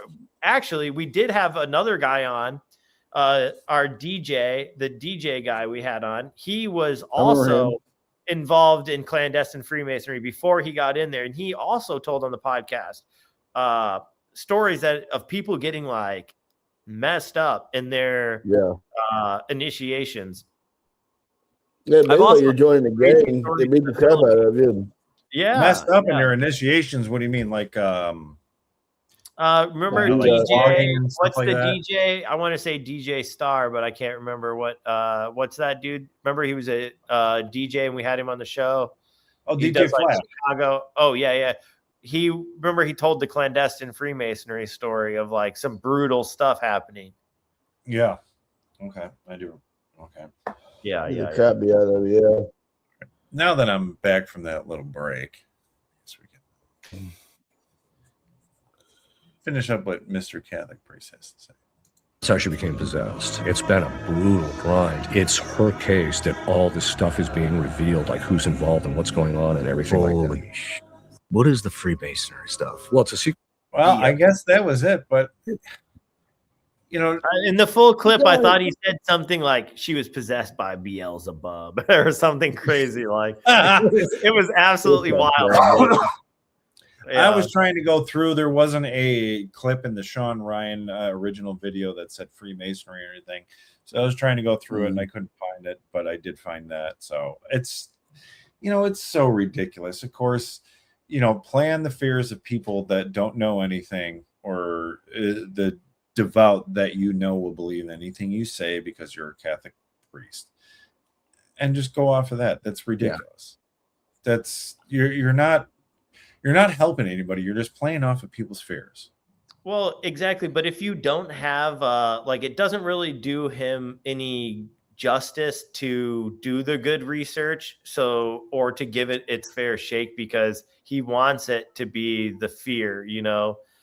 They like the easy boogeyman, you know, and they haven't done it, so they don't truly know. So instead of researching it, and they're so scared they'd never try it, so you just have to go off of evil. But he's had Randall Carlson on his show. Sean Ryan has. Yeah. Yes, I see that. Yeah, he talked about Masonry on there, I believe, a little bit. Yeah, much, he did. And like, okay, now you're going to be this priest over Randall Carlson, who's one of the foremost. Hey, I'm going to call it now. Sean Ryan's going to get so much heat for this that he'll end up having a Freemason on. Sure, he probably. I mean, I know on his Facebook page, he got lit up over the whole Freemason thing. I bet. Dude, he doesn't like getting lit up either. Yeah. No. Randall Carlson, to me, is slowly becoming the Gandalf of Freemasonry. But dude, he's so smart, man. I'll try to get him on our show, but he won't answer his emails. Yeah. Dude, I'm afraid to talk to him. He'll be talking over my head. So. Okay. Here, I found it. Let me. But he talked on Joe Rogan's podcast about Freemasons too, and talked very positively about it. And I mean, absolutely. But I think Sean Ryan, he just there to ask the question and agree with the guy no matter what he says. Plain simple.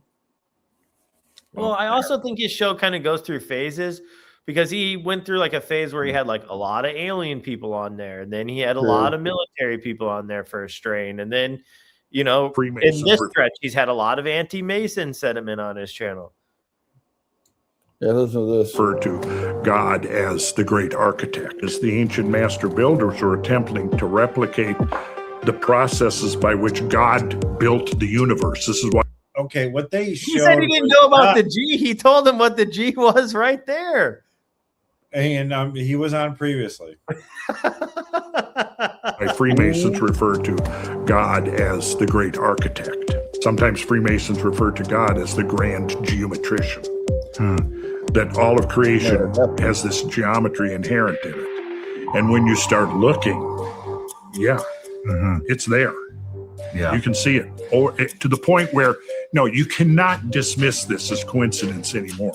Yeah, there's some kind of a pattern. The guy said that, and I don't claim to ultimately know what it is, but I can show examples, and in my classes and lectures, I show example after example after example, and how there's a certain set of numbers that recur over and over and over again, and they're found on sacred structures all over the world. Freemasons refer to God. Yeah. He's talking about the Fibonacci sequence. Yeah. So, basically, yeah. I mean, right there, you got a guy you got a guy that's a Freemason right there telling you this, and you have this Catholic priest and then this other doctor guy on, and you don't question a thing that they say negative to what Randall Carlson just previously told you. Not only that, but Randall Carlson in general, his overall everything compared to what these guys have done and said overall, you know, like I've heard him on a ton of podcasts for 10 years. Everything Randall Carlson says can be searched out and measured Or you look at for Scott its Walker, accuracy dude, and or like- truthness. Yeah, there's all kinds of great Masons out there, man, who are in the public, who are doing awesome things, man, who they're clearly not bad guys whatsoever. And not only that, like they're actually putting heat on themselves by associating themselves with Masonry for the benefit of trying to help Masonry. It does them no good, but get them hate on the back end, you know? So it's a lot easier to keep your, you know, all your group secret that you're a member of, private, yeah. you know, to keep it not secret, but to keep it the heat off of you from haters who don't understand. Look at guys like Brad Paisley. Brad Paisley's a Mason. Everyone knows he's a Mason. He don't go out advertising it and everything.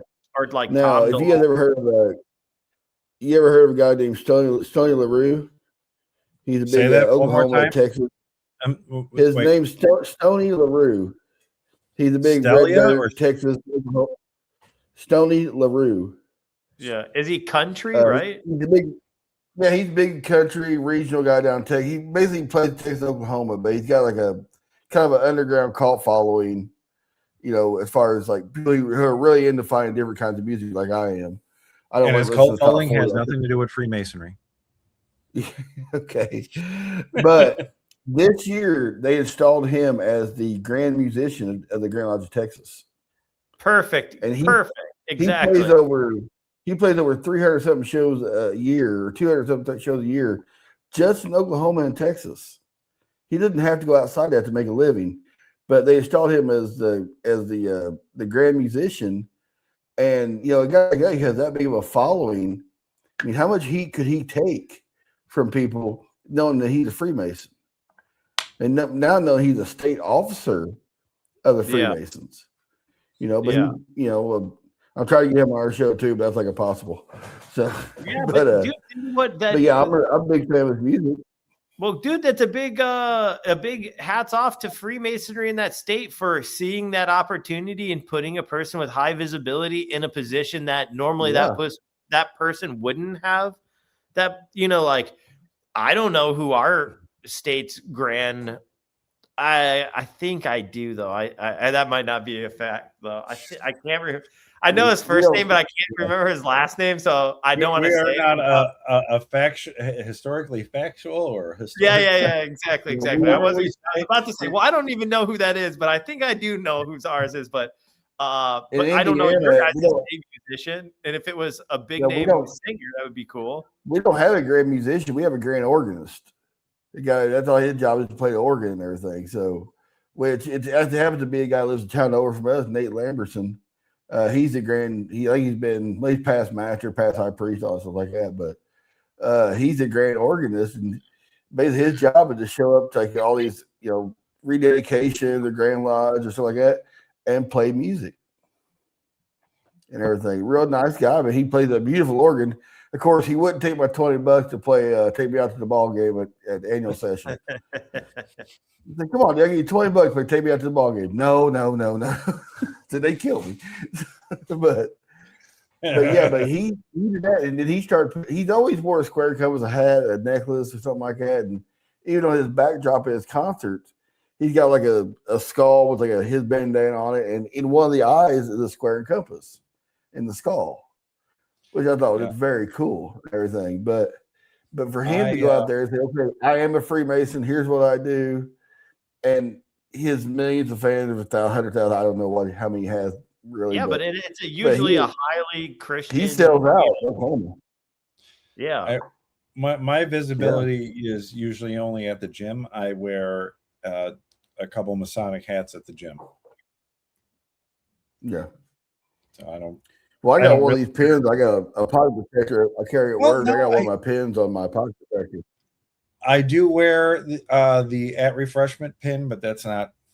It's Masonic-esque symbol, and then I wear the Raven symbol that you made, Brock, around on a T-shirt. Yeah, I got T-shirts, hats, and I got stuff on my car and everything. But you know, Well, So someone there's asked me about it. There's you wanna- visibility out there. I think There's the I think guys we that need are more of it. really into it that will wear stuff, and then there's guys that are really into it that don't really wear anything at all. And I Yeah. think I follow. Well, I fall a into lot of them just the don't want to be happy. yeah. I don't really wear much at all outside, like I said, other than to the gym or maybe to a lodge meeting. But I mean, I wear my ring. I got a belt buckle, a Freemason belt buckle, and everything. You know, but I don't need to flaunt it. But at the same time, I don't not necessarily hide it either. Yeah. You know what I mean? no, definitely don't hide it, but I don't flaunt it either. So, but Some things. yeah, those. Well, it's like my ring.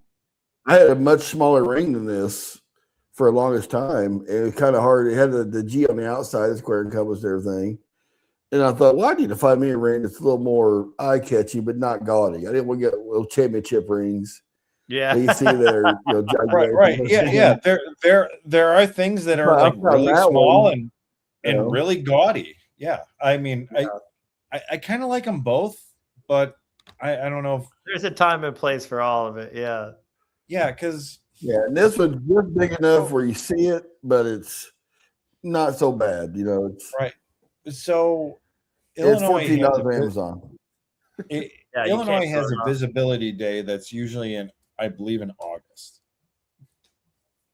to show your lodge appreciation or your membership. I'm sorry, I can't remember the way we word.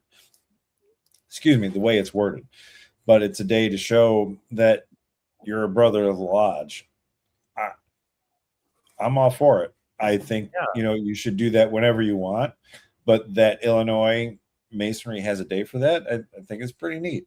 Hey, show your visibility. Talk to somebody about it. There's a day for everything. Well, why not a day for Freemasonry? Why not a day for Illinois Freemasonry? Why not a day for Indiana Freemasonry? Well, we did. We had a month for it. We were supposed to get a picture taken while we were at work or doing something, wearing our apron and saying, you may not always see it, but I'm always wearing my apron. And I work in a dirty ass factory. I wasn't going to take my white apron and wear it in there. It just wasn't going to happen because no matter what, you walk in there, you just get dirt on you. But so I thought, well, I'll get one from the lodge. I just never end up doing it. But they wanted all the Masons to do that. And I think a few did, but guys who worked in an office or something like that. But for me, like I just couldn't see myself pull my pristine white apron out in front of the some machine random ass shop. dude at a bank with his apron on, and somebody walks in like, "Yeah, are you guys cooking in here today? Is somebody grilling something?" I mean, he could have been. He could probably been in his office and done it real quick and easy and stuff like that. But for me, it's like I got all these people around me, and they probably wouldn't have said anything, but. Bro, you gotta wear it all day. You gotta be committed. You gotta wear that apron all day at work. It would have been dirty as hell as it could have been. So I want to see a cop on the side of the road wearing one. I want to see like. Now, have you ever seen the cops on lapel pins? They wear the 2-ball cane instead of having like their rank on there. They still have a 2-ball cane on their collars. I see that. I see a couple of state troopers had that one time. Yeah, that's pretty cool. I used to have one. I gave mine up to a brother that asked for it. But yeah, of course, I had one from using a cane for so many years. Yeah, I got a 2-ball cane pin. It's a very discreet pin to wear too. Like nobody knows what it is. So yeah, unless I actually have a 2-ball cane myself. It's obvious, but not obvious unless you're part of it. Yeah. Or unless you watch this podcast and be like, "Oh, I know what that means now, Grandpa." Yeah. Well, a lot of people when they had a guy made him. So mine's right here, dude. I think it's you got yours from Missouri. Yeah. This one is from Missouri. Yeah. I don't have one just because it's a knob handle, so I never had one. So okay, yesterday, and we'll end this in a minute after this. So yesterday, Brock, when we tried to record something which may never see the light of day, hopefully, yeah, hopefully, I was telling you that I was watching the new series of Invincible, Oh yeah, And yeah. I noticed a couple things. Well, on the new series, and I can't find it right now, but I found something else. So, anyways, on the new series of Invincible, episode 1, they're at the dinner table with Adam Eve's parents. And he makes mention, oh, these green beans are great. And he starts dropping the green beans on the plate. And they show the green beans coming down on the dinner plate. And I paused it thinking only to myself, I'm looking for the square and compass in this. And I did find it, and I couldn't take a picture of it because it was on my phone and it's a new episode, so they won't let you do that. But sticking with the Invincible reference, I did find this, and tell me if you notice anything. And I'm not saying Invincible is Masonic or anybody on it is a Freemason. I don't know, but I'm just thinking it's kind of interesting. Notice anything? Aprons. Yeah. On the Vitramites, yeah. I'm like, oh, that's after 4 seasons, I noticed it, but I didn't think about it. Huh. That's different. I never heard of the show. You never heard of Invincible? It's I'm on not Amazon. much of a comic book person. Well, I didn't know the comic book bit until the series, but it's a series on Amazon called Invincible. And these are I've never heard of them. Yeah, so I just thought it was pretty interesting. I don't think there's anything to it. I was gonna say, I wonder if there is because remember that one time I was reading that From Hell comic book, and then I sent you guys, it had like a full-on Masonic initiation in it. Like, well, because that's Johnny Depp. Like the whole intro to Johnny Depp movie, yes. But this was in the comic book, remember though? It was in the it was a full breakdown, and it had square and compass and everything. Like it was I was like, holy shit, do you guys know this? This is wild. And then the other, or let me think, who was the illustrator? He's a famous guy who illustrated that book. Are you talking about hold on. No, he's like an alternative style. He does like a lot of weird stuff. Oh, you can't see it. Right? Hold on a second. I'm gonna see if I can bring it up. I can send it to you. I thought it's the same guy who did the Hellboy stuff, but I'm not exactly sure. Oh, yes. Yeah. Dude, yes. Look at that. This is it. And then, dude, it had Crowley and Blavatsky in here, too. It had all kinds of crazy shit in here. I think you have the text. Yeah. But yeah, this is but yeah, dude, it had a lot of Masonic stuff in it where I was like, oh my God, this is really cool. The movie From Hell had a lot of Masonic stuff in it. Yeah. Well, yes, yeah. And then the other one, what's that other movie? League of Extraordinary Gentlemen. Yeah, that room they meet in. Yeah, the doors have a square and compass on the doors. Yeah, I don't know where it was at. It was at some building, I forget. There probably used to be a Masonic Lodge, but that's kind of cool. Yeah. But remember Sherlock Holmes? I think the second one. Yes. Yep. When it wasn't so much Freemason, but like the Order of the Owls or something like that. Yeah. They got a big Illuminati thing in there. Yeah. Yeah, where they're trying to take over England and everything, and interesting. I thought it was kind of cool, but it's always now, cool. Did you guys ever watch the Lost Symbol TV show they had on Amazon for a while? Yeah. It was on Peacock. Yeah, it wasn't. Yeah, it was.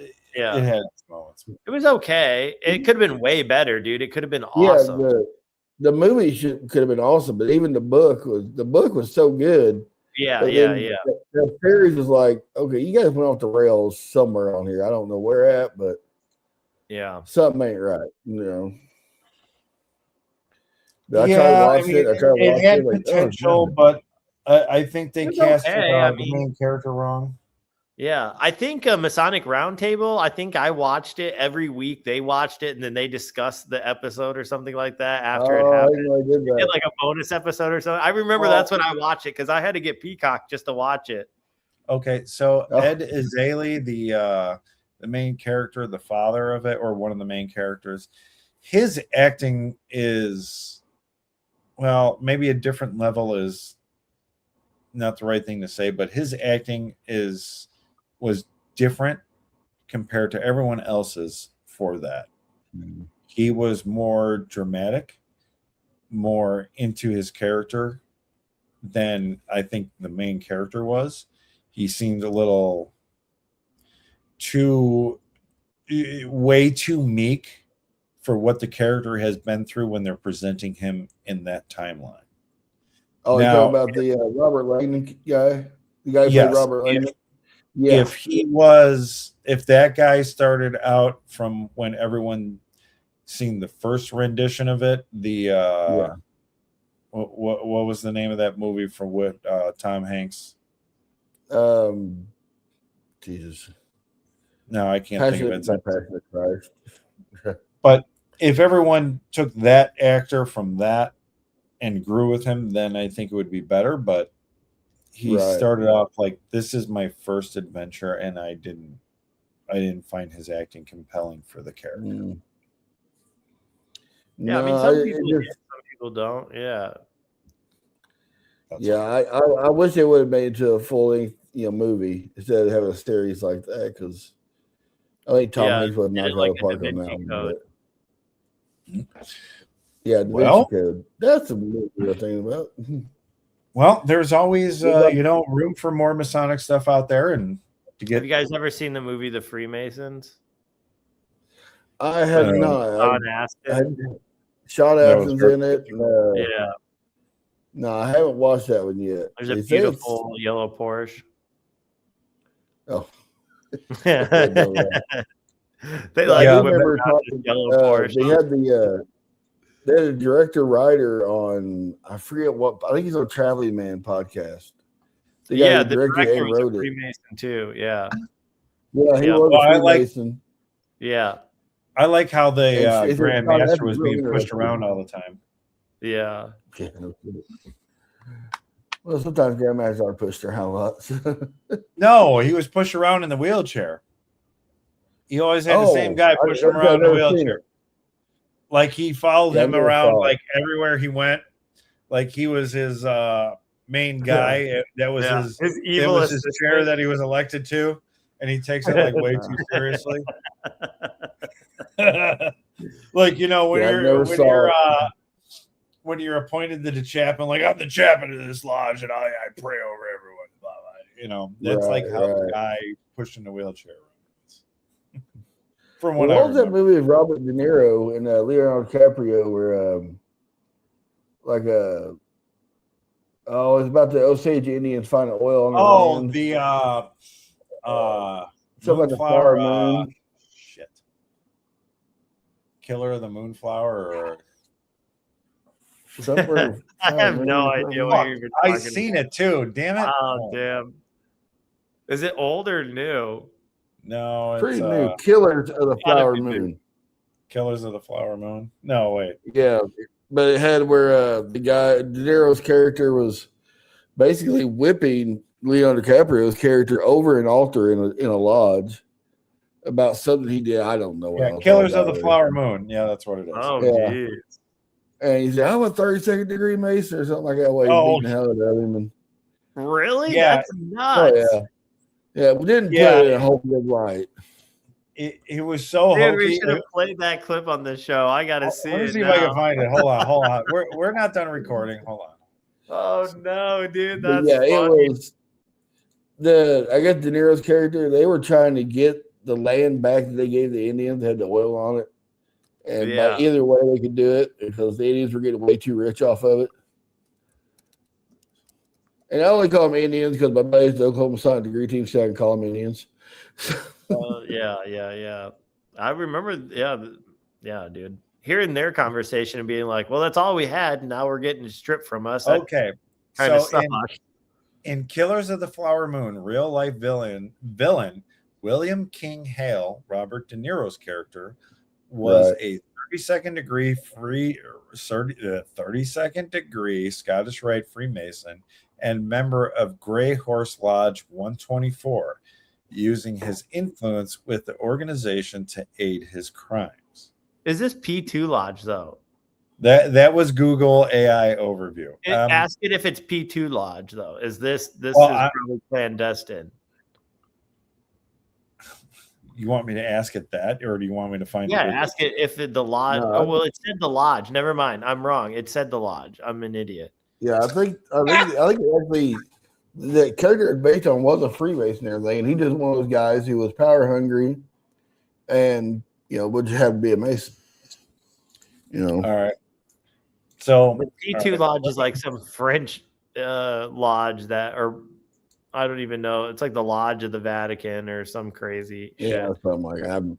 There's some wild, I don't even remember, Italian lodge that went rogue, and then they started their own branch of Freemasonry. Yeah, and made their own lodges. Okay. I don't know if this will get flagged, but we'll see.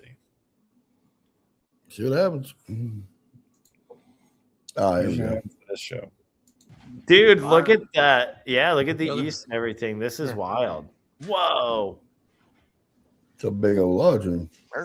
Yeah, right there. Yeah, too bad this is terrible exposure for us. Neil. Could have been a really cool scene, and then bummer that this is it. Not making a non-Freemason do this is what would be considered sacrilege. We don't do this. Yeah, this does not happen. Yeah, no honest man of the craft would make another man do this, whether of the craft or not of the craft. Yeah, correct. Did you make a deal with Blackie Thompson to steal your red Roadster and cash insurance?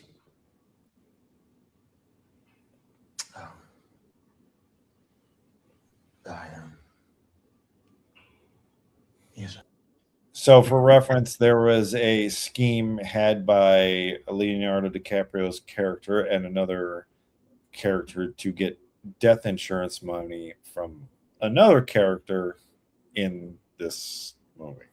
So this is probably referencing back when Freemasonry was more of a lookout for the family thing and more of like a life insurance thing. What they're referencing in this portion of the movie, because I have seen the movie, Robert De Niro is pissed because the money that Leonardo DiCaprio's character is making off the death of this Native American, this Indian, he has nothing to do with it. Robert De Niro has nothing to do with it. And he's mad that he's not making money off of it because, as Robert De Niro's character in the movie claims, that is his Indian. He feels a right to these people to make money off of them. And that's clearly displayed in the movie. And their person, and then we just confirmed that this dude was a Mason in real life. Yes, it is part of history, but it is known that the individual, whatever his name was that I looked up, Hale, he was a schemer in a number of things. So he used a lot of different capacities, legalities, and people to further his schemes and to gain money. And he did it off of the deaths of many Native Americans, Indians. Huh. Black has been arrested for stealing your car. What were you supposed to do? I was supposed to feel him out on Bill and Rita. So who takes care of Bill Smith and his blanket now? Dude, just sitting in the room thinking about these guys acting is absolutely hilarious, dude. That we even take This these is an actual lodge room that they do this in. Yeah. This isn't AI. Yeah, we have pillars that are as similar to this in our lodge. Yeah. Every lodge's altar is unique. Yeah. You'll see some similar, but I know we have many altars like this, but none with pedals such as this. Remove the book.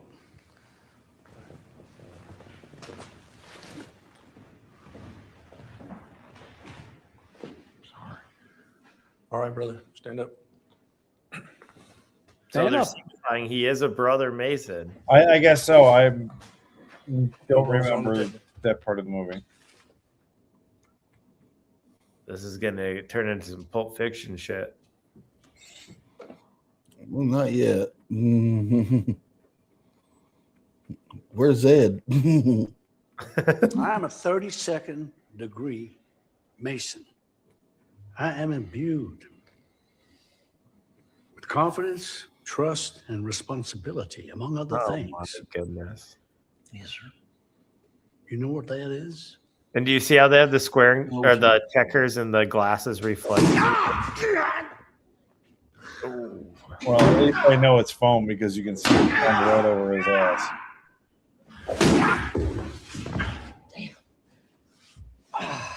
You already broke that paddle. Get up. Sit over there. What a weird thing. Yeah, this is bizarre. Why is Masonry just being betrayed in these obscurely weird? I have no idea. I don't know if this actually happened in the lodge room or not. Or if this scenario happened, period, whether in the lodge room or not. I do not know. Now, the real question is, will this make attendance go up? Yeah, do I have to pay dues for the next year after this? Was there a Masonic trial before this? Are you challenged to lead your house? Nope. Is there any other reference? I don't think there's any other reference besides that. So I can't believe he said that. I'm a 32nd degree Mason. That's wild. Like it's like I'm shocked that he was a 33rd, but I guess because he's a character who was a 30, but just for the sake of the movie, I'm surprised Hollywood didn't just go all out. Yeah, who knows? Like when they did what was that with the Ripper one and the Jack the Ripper, Johnny the From Depp. Hell. Yeah. That's what we were just talking. We just showed Ed Cash. Yeah. That's the movie. Yeah, it's like that. You know. Yeah, the only reason why that's in there is because there was a conspiracy theory that the prince was a Freemason at the time, and he had something to do with it. And now we're finding out through DNA that it's not that at all. So there's just so many things out there that are wrong, that are 100% wrong, that some are based in truth and go Don't off. let history get in the way of a good story. Yeah, that's true. Why let?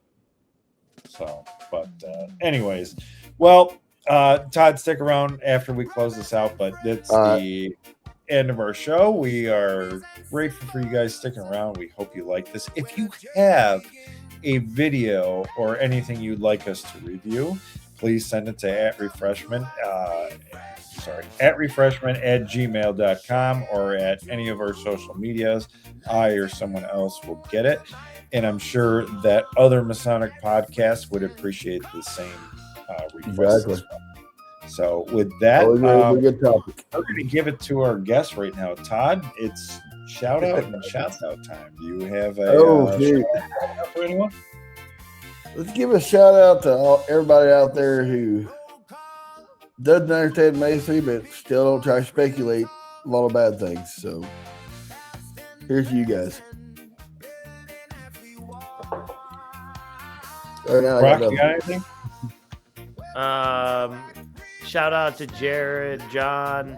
Shout out to all of our other Masonic podcast homies, Matt and Andrew. Yeah, everybody out there. Well, I just want to give a shout out to all the anti-Masons out there. Where would we be for Masonic content if it weren't for you guys? Because who else we have? Thank you for all your deeds. Well, that's our episode. If you haven't figured it out, you are watching us on YouTube, maybe even Rumble, somewhere else as well. Listen to us on iHeartRadio, Apple Podcasts, Google Podcasts, and all those other things. Please like and subscribe. Yes, like and subscribe and leave a comment. Let us know what we're doing right. Let us know what we're doing wrong, because God knows everyone loves to let me know that. And I would small click for you, big wave for the algorithm. There you go. Yes, we need it. So, yes, thanks again for watching, and please check out that other Masonic podcast. All your favorite podcast outlets. So, thanks for watching, and we will hopefully be back with more.